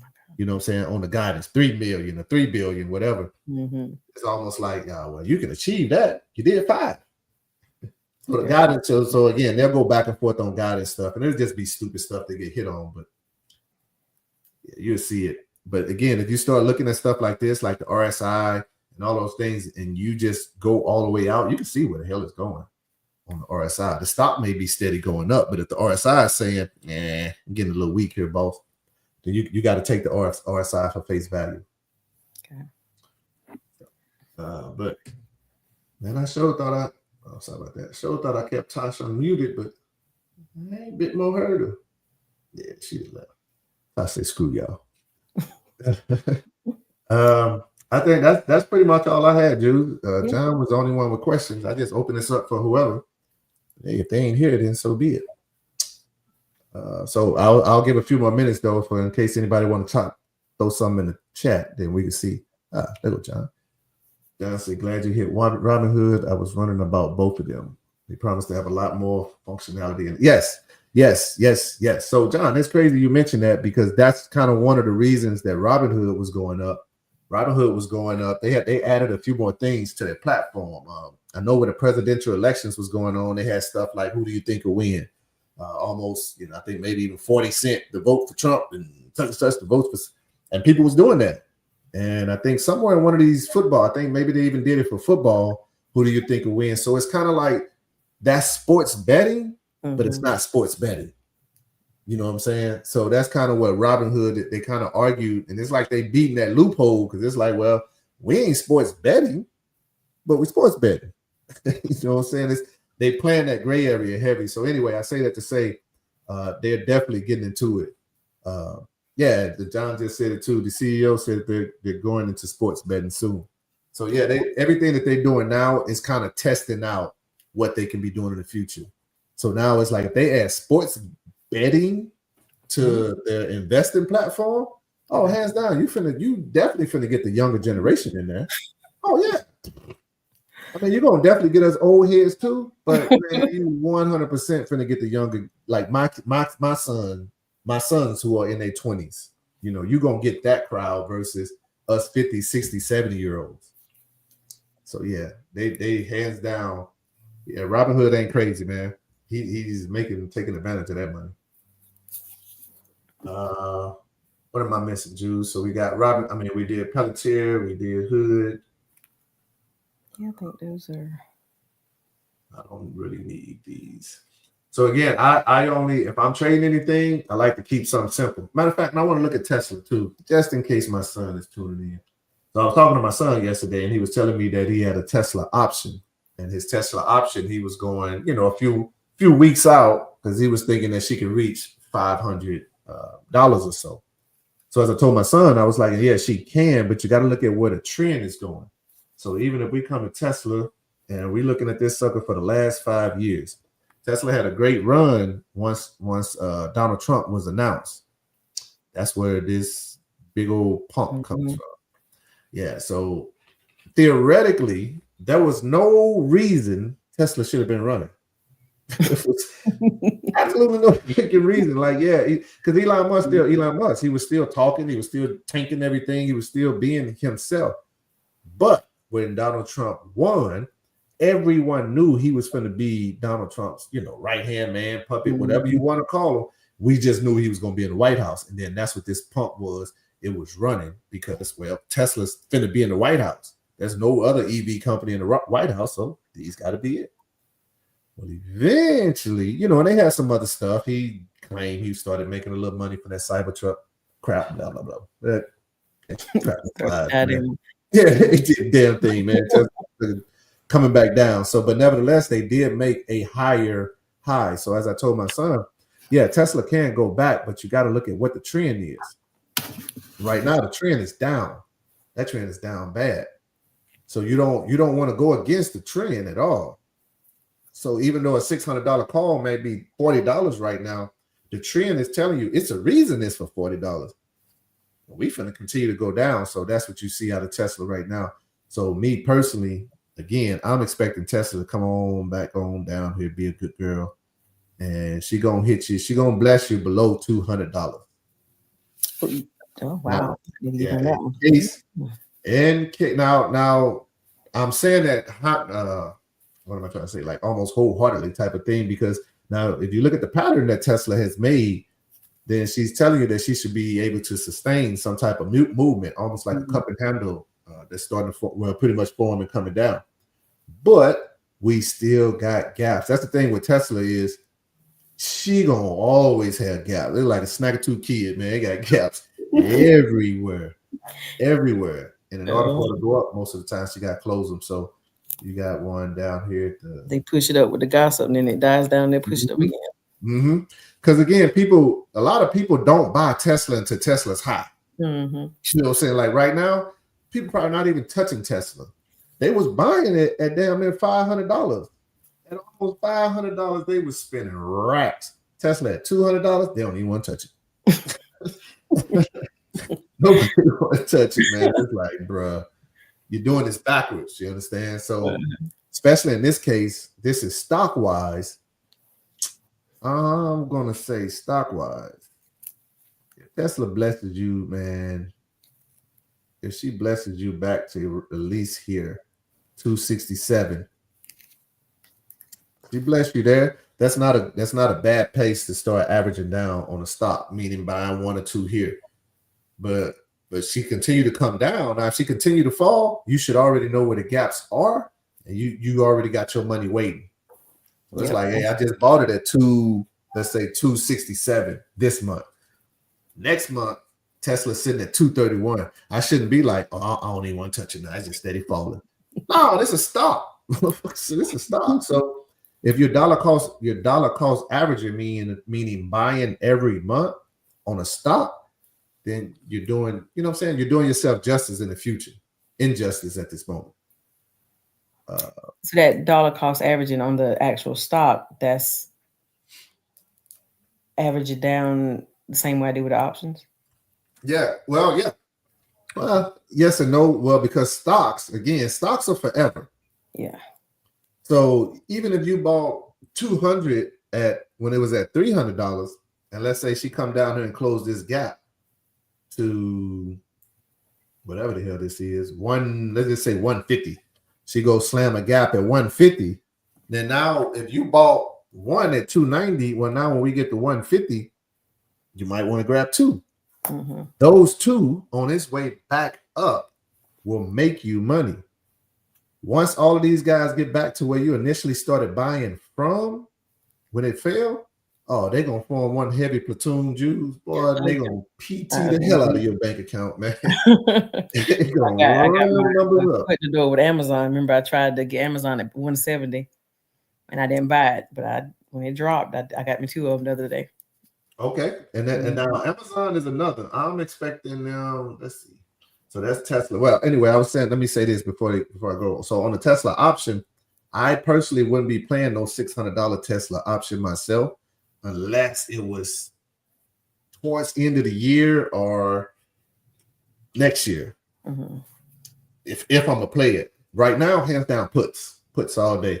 You want, because you're already looking at where Tesla's going, so it's like you already know where she should hit resistance. So now if she get up to these resistance area of like, let's say 330, 340, she come up, and let's just say she can't sustain the first red candle and then bend back down, Tesla trader's jumping right out that sucker. Mm-hmm. Now it's puts time, and for this time she gonna probably fall even lower. And when she falls, she's gonna be testing them gaps. So that's why stocks gotta run up and they gotta run down. They gotta run up, they gotta run down. And in that process, if you're not paying attention to charts, you don't know that they're closing gaps. You're just thinking they're just running up. I bought Amazon last week. This week is down. I don't even want it no more. I don't even know. This is just closing the gap, bro. What are you doing? Yeah, I don't spaz out like I used to. yeah. You don't. Thank God. That's why I be wanting you to tell your story, because I'm like, man, you was the twitchy squirrel, you know. Like, I don't want this. My money leaving. Why should I do this? Like, dude, just relax, man. I wouldn't sell if I was you. Do what you want, but I wouldn't sell. I don't know. And you didn't sell. All right, I'm gonna listen to you. Next thing you know, I'm so glad. I think John he's got some questions in the comments. Okay. All right, John. Let's see what we got. Oh, it's not. Got a few. So okay, we got John with that one. Let's see. Did we already answer this? It seems like rolling with a couple of better stocks will eat up the. Okay, yeah, we did answer that one. We talked to sports betting. And this is Jeremy. I just appreciate being able to observe and soak up some knowledge. Hey, Jeremy, man, I appreciate you being on, bro. I really do. If you got a question, make sure you let me know, because I want you guys to soak this up, man. So Jeremy Jules, me and him went to high school together. He's one of my classmates. So I did a class with my class of 93 classmates, and some of them soaked up the game, even making money. And so when I see people do that, you know, I get teary-eyed like, no, man. Let's see what we got here. Would you mind looking at T-Mobile? We can look at T-Mobile. Why not? That was my man, Dean. He said, same here, just here to be a spun. Dean is another Marine there, Jules. He worked with me, especially when I was out in Okie and stuff. So got a few devil dogs in the house. So that's why I wanted you to be able to tell your story that the other Marines can hear it. If I can do it, anybody can do it. Hey, man. Tell him again, Jules. The boy, she used to call me, y'all, like, hey, you got a minute? You got 5 minutes? My money going down, man. Dude, just relax, man. Trust me, it's supposed to do that. Yeah, but. Now you calling like, hey, man, I sold a Pelletier. I bought another Pelletier for next year. I'm finna get an NVIDIA. I'm finna do this. Let's listen to you. I'm growing. Yeah, you damn sure are, man. Yeah. Let's see. We're going to look at T-Mobile real quick. Yeah. Same. So again, John, the first thing I do anytime I look at anything, I just take the stock all the way out, because I want to know, as you can see here in T-Mobile, I want to know the direction that they're going. It don't even matter if I'm planning for a week. I just want to know where it's going, because now looking at this almost can tell me how I can play it for that week, because this is the overall look. If I want to look at it on a smaller view, then I'm going to go to the, the 1 year view again. And the 1 year is going to cover from March of last year to March of this year. If I go to YTD, which stands for year to date, I'm going to see from about January to now. So, and of course, the smaller you go in, if you go to the 3 month view, then you're going to see 3 months. And let's see, majority of these you can change them from the day look and stuff. But again, we're going to go to at least the 1 year. Let's go to the 1 year to see it a little bit closer. So one thing to notice is when you go to, what am I trying to say? Like the bigger candle, the bigger charts, those candles are going to be bigger. You go to the smaller charts, then those charts, those candles will be smaller because you're looking at them on smaller time frames. So this is T-Mobile. We're looking at it on a 1 year view for 1 day. This is the 1 day view. And we can see instantly T-Mobile, they had a high of, we're looking at probably about 270 something, about 274, I'm thinking, 278. 280 is the high Bollinger Band. So it's looking like their average price at this moment, for at least the last year, is around 256. So they're a little bit above their average price right now. So, John, I don't know if you were in any of the classes where I really spoke heavy on the Bollinger Band, but if not, I'm going to go over it. The Bollinger Band here, it does all your work. Any trader would tell you about charting. You need to learn charting. You need to learn your EMAs. You need to learn all of it. You do. You really, really do. But until then, just learn the Bollinger Band, because this Bollinger Band, this whole little cloud looking thing, this is your averages. This is everything. So anyway, I say all of that to say, you can almost see the gaps in here. So actually, I think this might even be Heikinashi candles. No, it's the regular candlesticks. All right. Oh, well, I can see the gap. So yeah, this is regular candlesticks. So anytime that you see the gaps, then of course, we got to try to close them. So the good thing about most of this is the candlesticks are making a pattern. We got this big old bullish candle right here, boom, boom candle. And then we got a continuation. As we know, the candle can almost retrace to the 50%. Remember that, Jews? So we can retrace. Okay, I don't know if you're still there, but either way, you can retrace to the 50% mark. And we did.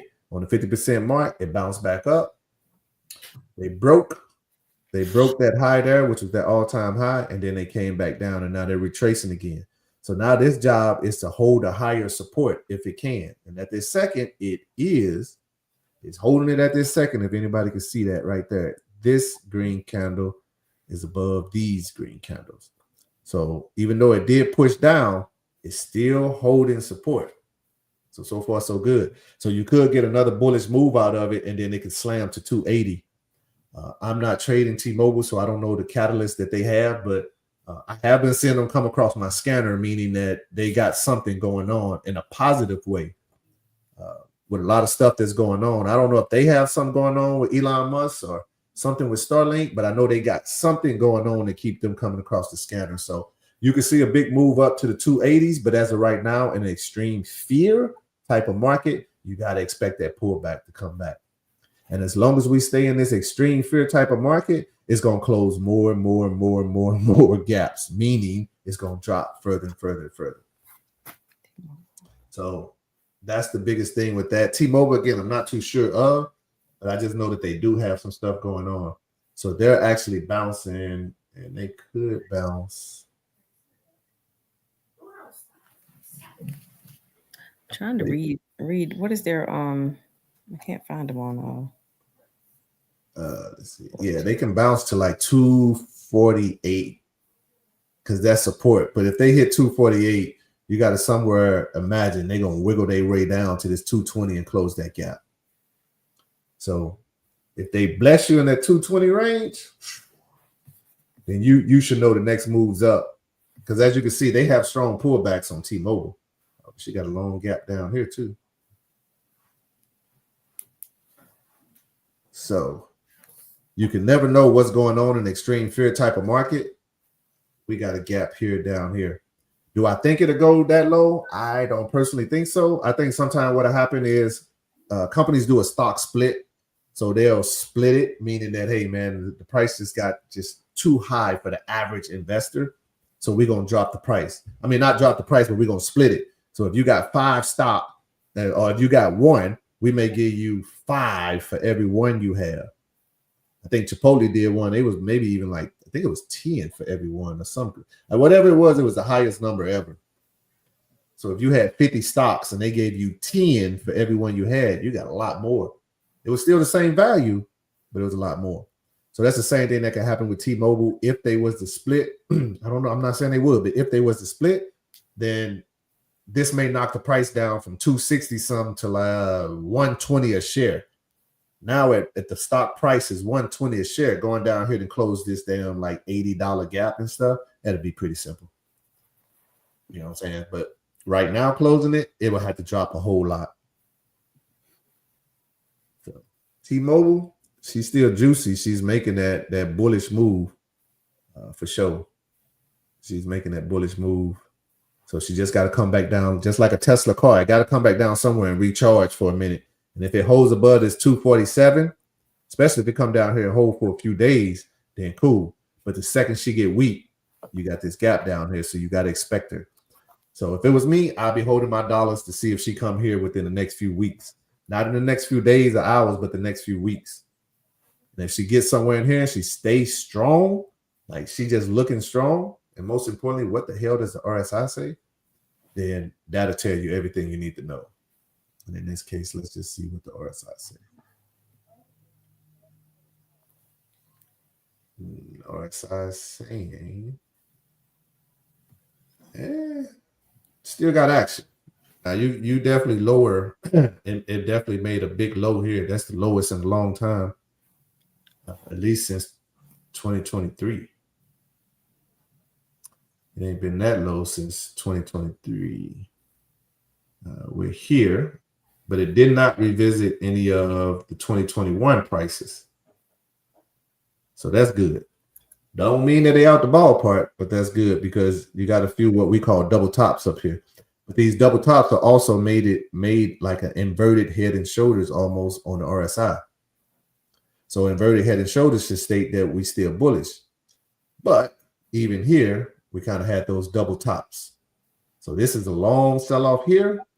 We got to see what these next few sell-offs. If the sell-offs get smaller and smaller, then we know a bullish move is coming. So T-Mobile definitely got to stay juicy for the rest of this year. They can have slight pullbacks. They can pull back to here, whatever that is. If they pull back to here on the RSI, then I guarantee you that's closing that gap that's up here. Hands down. Okay, hands down. All right, so that's T-Mobile. All right. I don't know, dude. Did we hit everything there? Am I missing anything? I think that's it. Okay. Now, one of the other things that I want to talk about before we get out of here, let me close this out. I want to get back to my screen, so hold on. And I want to just hit. Oh, wait, we got a few questions here. Partnering with Starlink to prevent. Yeah, there we go. So, yeah, I knew T-Mobile was doing something with Starlink with Elon Musk now. Dean, correct. Oh, 50 for 1. Thank you, Dean. Thank you for correcting me. Yeah, 50 for 1 for sure. Yeah, that was like the craziest damn split ever. That was the craziest split ever. So it was like crazy. Appreciate it. Thank you for all the good words there, people. One thing I did want to hit up on, no Jews, before they get out of here. Let me start sharing my screen. So you don't mind me telling your story a little bit, do you, Jews? No, I don't mind. All right, so Julia did 4 years in the Marine Corps. She did 4 years in the Marines, and she left the Marines. You don't mind me asking, Jews, what was your percentage when you left? I didn't have a percentage. I didn't file till I started it in 2012, and then I just stopped. It was too overwhelming. I didn't start back until 2017. Right, and you got out when? I did 8 years. Yeah, I really miss it. Yeah. My disrespect for saying 4 there. There you go. Mm-hmm. Y'all got deployed. Okay. So when you left, so you did your 8 years, you left, and then you didn't have any disability after 8 years. No, I just got out. Yeah. Yeah, you just got out and then you exited out the Corps, and that's pretty Mhm. much what a lot of us, well, a lot of Marines, veterans, I should say, in general, do. Man, we just ready to go home. We just ready to chunk up the deuces, get the hell out of there. Mhm. So, but you my damn dogs, you got to your percentage where you are now. How? Well, I actually had a lawyer help me because it was just like I said, it was too overwhelming. Mhm. Because I went from 0 to 40 and to 70 and then to 100. Okay. Now, and then we don't have to get too detailed in yours, but did you ever go to a combat zone? Combat zone, yeah. Mhm. Okay. No, did you? Where the hell did you go, Jules? I went to y'all was in Afghanistan, but we were in Turkey's not a combat zone. No. Oh, well, okay, but you're still deployed and Yeah, I everything. did But Turkey, Norway, and the other little pumps. yeah, okay. Now, well, I was asking because a lot of people, when I talk to them, I'm like, hey man, what is your disability rate? And they say, man, I just got out and had one. I didn't go to combat or anything, so I didn't think, I want to hear this. Yeah, I didn't think Yeah. I even rated the. Yeah, man, from the time we get off that bus, get on the yellow footprints, and he said, get your mother. Yes, trauma moment instantly. We just don't have no time to process it because he like keep moving. So you don't ever really think about the stuff we going through. And let's think about boot camp alone. You got to go through trauma in order to graduate. You understand? So I'm saying that to say when veterans go through stuff, they don't think that they rate it, but just that simple, that very simple deployment, boot camp, that stuff hurt because your body is a temple. And somewhere along that time, you got banged up. So now you that did 8 years and you're what, Jules? Like you 100, right? 100%. Yeah, I'm at 100. Mm-hmm. You had 100%. So it's almost like you're physical proof that all of this yin yang about, well, I didn't deploy, I didn't do anything, I didn't take a bullet to the head. You ain't got to do that crap. Did you? Well, I got hurt, but it didn't start bothering me until I got that disrespectful 40s ish. Yeah, and that's what I'm saying. Like, that's why I tell people you got to get it. I don't care that you want to get, you know what I'm saying, you didn't feel you rated it. Your body's gonna, hey man, we're gonna get older. And them jumping out of trucks and carrying them compacts and all that crap we did when we was younger, man, that crap catch up with us. So yeah, we the biggest thing about this. So I always tell people you gotta look at your body, and most importantly, look at things from a military trauma point of view. Meaning that we all went through trauma. And whether it was gunfire, it could have been sexual assault, it could have been anything that happened on Uncle Sam Watts. Because remember, when we was in, we couldn't get tattoos on certain places in our body. Why? No. We was property of the Uncle Sam. There were certain things we could and couldn't wear. We couldn't wear it because we was property of Uncle Sam. So any ailments that you got on Uncle Sam's watch. Man, go get your damn money. So, that's what I say. So when it comes to that, you got to look on va.gov. So I do want to say that to anybody that don't know. Go on va.gov and then you go through the different things. Whatever your question is, type it in the search bar. How do I apply for benefits? What are benefits? Can I apply for this? You know, you want to know what you can and can't apply for because things happen while you was on active duty. Some of us played sports. Some of us did a lot of things while we was in. We got banged up knees. We got banged up backs, everything, but we just chalked it up to whatever. That crap happened on Uncle Sam Watch. So those are things we need to know. And Dean says, even if you get a 0 rating, secondary service connection are huge, and that is correct. If you have a 0 rating, you're not getting paid for it, but you can still be seen at the VA for it. If you're seen at the VA for it long enough and enough, I should say, then you can always go with a secondary rating. So let's say PTSD. PTSD has secondary ratings to certain things. Migraines. I think sleep apnea is one. Yeah, sleep apnea. Yeah, so depression, anxieties, all of these things are for it. These say 0% for TBI, secondary for migraine. So pretty much same thing. So yeah, you can get a 0 for one, but your secondary can be something. So this isn't one of those things where you want to come in and you want to scam Uncle Sam. Some of y'all have sincere headaches since you left the military. But you just go, man, I'll take some Motrin or some Tylenol. I've been having these since I left the Corps. I'm all right. Not even realize you've been having them since you left the Corps. Therefore, something happened while you was in the Corps and you didn't get treated for it, is what I'm saying. So Yeah, you backdate that and get paid for it. So you go on VA.gov, you look up what you qualify for. Some people have seen a psychiatrist since they left the military. One of the things I want to talk about is the feeling of abandonment. Now, Jews, I don't know if you felt this, but majority of us should. Your time in the military, your ass shouldn't have been nowhere without a libo buddy most of the time, especially depending on your rank. No matter where you were, you're supposed to have a libo buddy watching your six. Even in the fighting hole, most of the time, you got a buddy right there. Well, when you leave the military, what we don't realize is we've been so programmed to have a libo buddy and somebody there with us that now when we don't have them when we leave, life is like, it's crazy. We start getting depressed. We start feeling alone. We don't know what to, we trying to hang around people that we left years ago, civilians. We trying to hang around them. We feel like the outcast. There's so much to go on because now you don't have that libo buddy there. He ain't laughing at the same disgusting, crazy crap as you. So you feel out of place. So I say that to say that feeling of abandonment, that is something to claim. You was programmed to have a libo buddy with you at all times. When you left, none of your friendships are probably even the same as if like the people you was cool with in the Marines. Never be the same. Never. If you met somebody who never joined the military, I guarantee you can't really kick it with them like you could do a veteran buddy. A veteran buddy, you could probably laugh and you could probably just slap them in the back of the head and fight with them. And y'all gonna be cool. But on the civilian side, you going to jail now. You understand? You're going to jail, yeah. You're going to jail hands down because they don't understand that. They don't understand that, well, we learn to live with TBIs. We learn to live with trauma. We learn to live with seeing our buddy get his damn head blown up. We learn to live with it because we didn't have time to process that. We just didn't. So now when you get out, you don't have nothing but time. You ain't got no friends to hang around. You start processing that stuff. And it's like, I can't take it.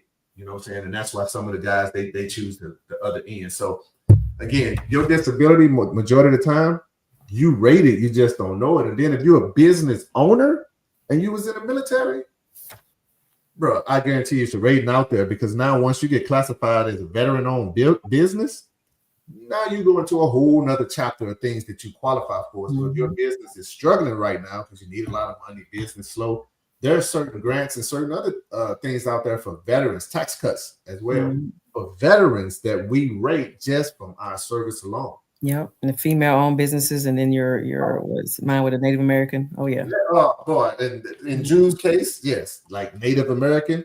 So you could probably almost be in the Black and Native American type of classification when it comes to certain government contracts because you would meet the wickets of female veteran, female maybe Black-owned veteran, a female other veteran, whatever the stigma is. Like you would meet it, and it's immediately front of the line privileges.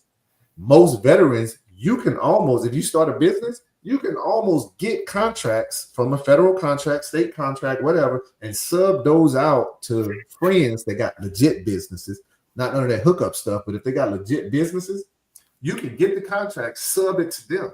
You're more than likely going to get the contract simply because you're 100% disabled veteran. They already know that, well, you know, especially if you're tight with your stuff, then they already know you're going to be on time. If you say you're going to do this, you should do this. You're going to do everything that a civilian say they're going to do, but they don't do. Exactly. They expect you to do it. So, yeah, just from that status alone. So, Jews at 100% right now, if you get your business up, which we going to, you get your business up. Now you go out and get certain contracts that's out there. You can sub them to your friends. And what I'm saying, again, friends that's true business people. Only thing you got to do at that point is what Marines do. You just oversee the work and ensure the work get done to the end, and that's it. Contract get paid, pay the people, and you keep pushing because you're getting it off of the strength of you and your status alone. Yeah.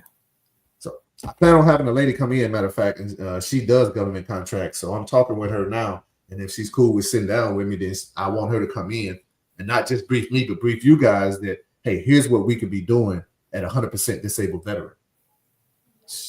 You could just sit at home and still get paid. Trust me, ain't no better job in the world. So, but Jules, I don't know. I guess that's it. If you ain't got no more questions, I ain't got no more questions. I think I'm good. All right. Anything you want to add to any of the Marines out there? Any people? Just I don't know. I just keep, I keep running into Marines that they're really bad with the health wise, and I'm preaching to them the same thing you told me, and just go out and apply for the benefits. Like the one person I was telling you about, I mean, you're looking at blood pressure, heart issues, like some really serious issues. And he just, because he didn't do any combat, he just never applied. So yes, me and him talked, by the way, and I won't put his business out there, but me and him talked, and I told him the same thing. And again, I think he came in, I think when I came in, 93. 93. Yeah, so he came in 93, and yeah, he was telling me some of the stuff. I'm like, oh, bro, what are you doing? Like, no, man. Yeah, because even with some of his health issues and stuff, that's what he was saying was it started once he left the Corps. I'm like, bro, it probably started in the Corps. You know what I'm saying? We either didn't pay attention to the treatment or whatever the case. He didn't go to medical. You know, most of us don't go to medical until we're and most of us don't go to medical because the unit either won't let you go to medical, you're gonna be getting your butt kicked, you know, for 6 day commando or whatever the case. So yeah, a person would say, well, you should have went to medical. Yeah, that sounds good right now. That's good, but yeah. My father was a douchebag. Like the last exactly, especially with females. We already had it bad anyway, looking like the pregnant or yeah, nobody cares. So you get things what's called so let's say you had a situation that happened in MOS school. This situation, it's not a combat situation, but nevertheless, it was maybe you got in a fight. Maybe there was a vehicle. In my case, there was a guy standing behind a vehicle. And when they went to start the vehicle, which was a stick at the time, 813, when they went to start it, that vehicle bucked. When that vehicle bucked back, it hit him, smacked him into another vehicle. So he was like, bam, smashed between them. He did not die. He did not die. And this was actually at my fleet unit. I'm sorry. But nevertheless, he did not die. But that was a non-combat type of moment. There was no gunfire in that. But him, when he left, if he did it correctly, that was a traumatizing event. So he claimed it. He should have been able to claim that on his disability. So I'm saying that to say, like, anything that happened at our MOS schools, because we all had something. We either had, you know, duty coming in your room, kicking your ass while you sleep 2 in the morning or something, or you had something that took place that scared the life out of you. And those are trauma moments, even though we laugh at them. On the rifle range, maybe a Mark 19 or some round don't go off. You get stuck in the chamber. It doesn't have to go off to be a traumatizing moment. Just that bitch stuck in the chamber, it's like, in that brief second, that's a traumatizing moment. I think even stuff that happened during boot camp, I've had family members in boot camp 40% just from some issues that happened before they even graduated. Yeah. I'm telling you, because you're on Uncle Sam's watch. So again, if we can't get tattoos in certain places, we can't do certain things, you know, because we're under rules and regulations, then as I get hit on this mug, if I make it to an honorable discharge and I get out, they say, bro, you got to pay me for the rest of your life. Because there's nothing else bigger in the world that I ever paid for with than putting my life on the line. So, we got something from the good doc. You say docs will also diagnose PTSD if the trauma happened to a peer. Yes. I'm telling you, man, my wife be on it, Julie. Yes, she would be. I kick her butt sometimes, man, but man, I'm already be on it. So that is true. So your PTSD moment doesn't have to happen to you. Me and you could be kicking it, Julie. You my dog. If they send you to Afghanistan and I stay back in the motor pool, something happened to you, that affects me. That affects my mental. Yes, that can be claimed. We've all had friends that went over to Afghanistan, Iraq, no matter where it was, and either got hurt, they got shot, they lost a life, something. Now, does that still apply for spouses? You know, me and my spouses, you know, with stuff that happened during, because I think you told me some stuff with me and Smitty that happened. Yes. Piggyback off each other. Yeah, and I don't want to put y'all business out, but let's just say, so some of the symptoms, so I go to this PTSD group meeting and stuff, and some of the things that we talk about, guys, is the effects of PTSD and some of the other triggers, other things that sometimes we don't ever think about. But that's definitely, you got to think, I guess what I'm trying to say, you got to think of them offsets. And I'm looking at stuff coming in, so of course I lost my train of thought, but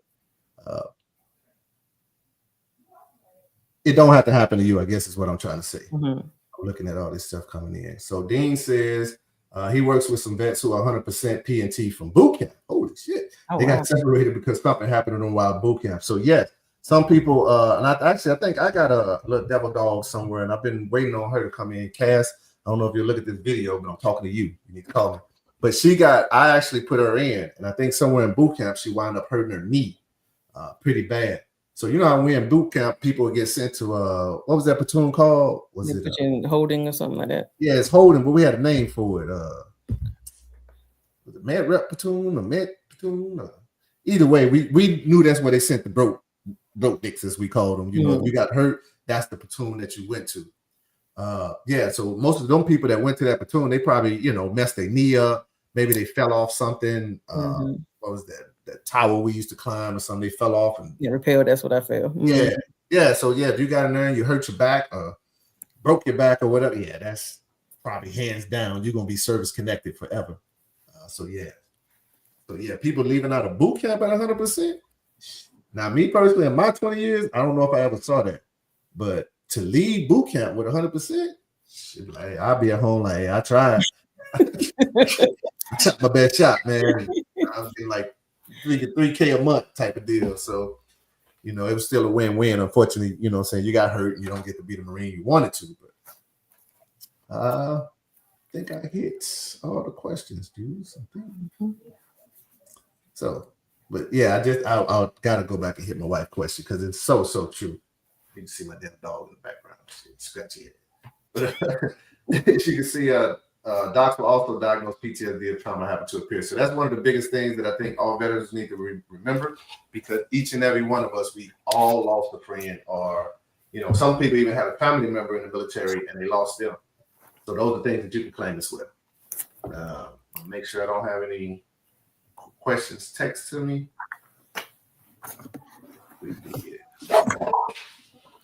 It was telling me, oh, that was you. Text me, said you couldn't hear me earlier. All right, I think I answered all the questions then, dude. I ain't got nothing else. All right, Didi outside telling me to wrap it up. I was going to wrap it up anyway, man. So, all right. So, if everybody got anything else, man, I think I want to start doing. I'm not going to say every week, so I'll just tell you maybe once a month, and I'm definitely going to try to bring people on. I may be talking with my friend tonight on taxes, and then I'm going to record that interview and set it up, because people like yourself, Jules, I need to get you spun up on how you need to be claiming your taxes as an entrepreneur and as a person. Not as a person, but as an entrepreneur. Gotcha.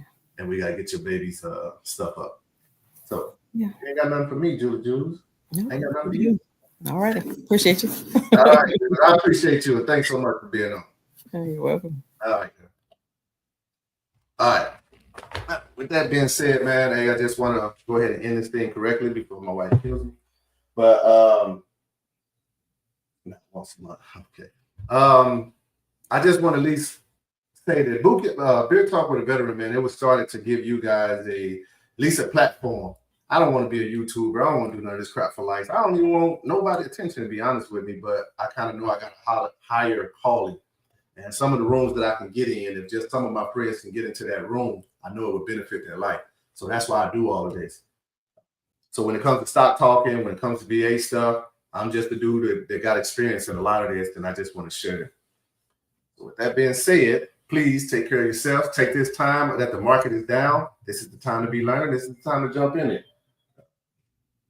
Let me make sure Jules didn't want to say that. Did I forget something? Oh, hell no, that ain't as bad. Matter of fact, give me a second. Hold on. That's Julia crazy ass right there. So either way, let me not put you on the spot too much, Jules. Hold on.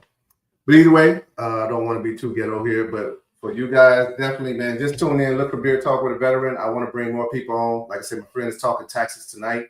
The goal is to show you guys how to file taxes as an entrepreneur and get as much money as you can without having to pay the IRS everything.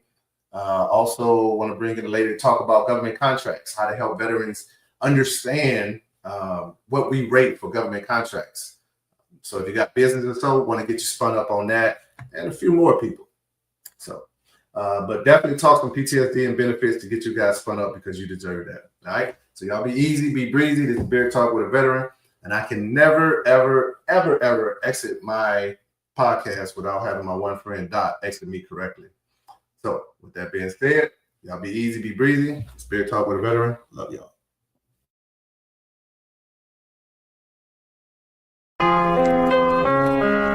Tarriffs. What up, baby? What up, baby? What up, baby? Cheers. Toast the crime. Toast the crime. The crime. Certain malls we was built upon it. Some are living through them, some were killed upon it. Gon' deliver opinions how we feel in moments. Straight deliver the real with no filter on it. Breaking news, what's the breaking news? Had you wondering where he gon' take it to? Just getting some shit off of his chest. So welcome to Big Talk with a vet. The First Amendment is freedom of speech. We here to debate, we eager to teach. There's some misinformed people we eager to reach. And there's a bunch of information we needin' to seek. The homie Tyran got the pot on lock. Lot of props, just the equivalent of the barbershop. Some topics light, some heavy, some life, some deadly, some right, some messy. But the homie speaking his truth, so just listen. And he ain't really giving a fuck about your opinion. The mission, open your ears, you can let him in. This Big Talk with a veteran. Certain malls we was built upon it. Some are living through them, some were killed upon it. Gon' deliver opinions how we feel in moments. Straight deliver the real with no filter on it. Breaking news, what's the breaking news? Had you wondering where he gon' take it to? Just getting some shit off of his chest. So welcome to Big Talk.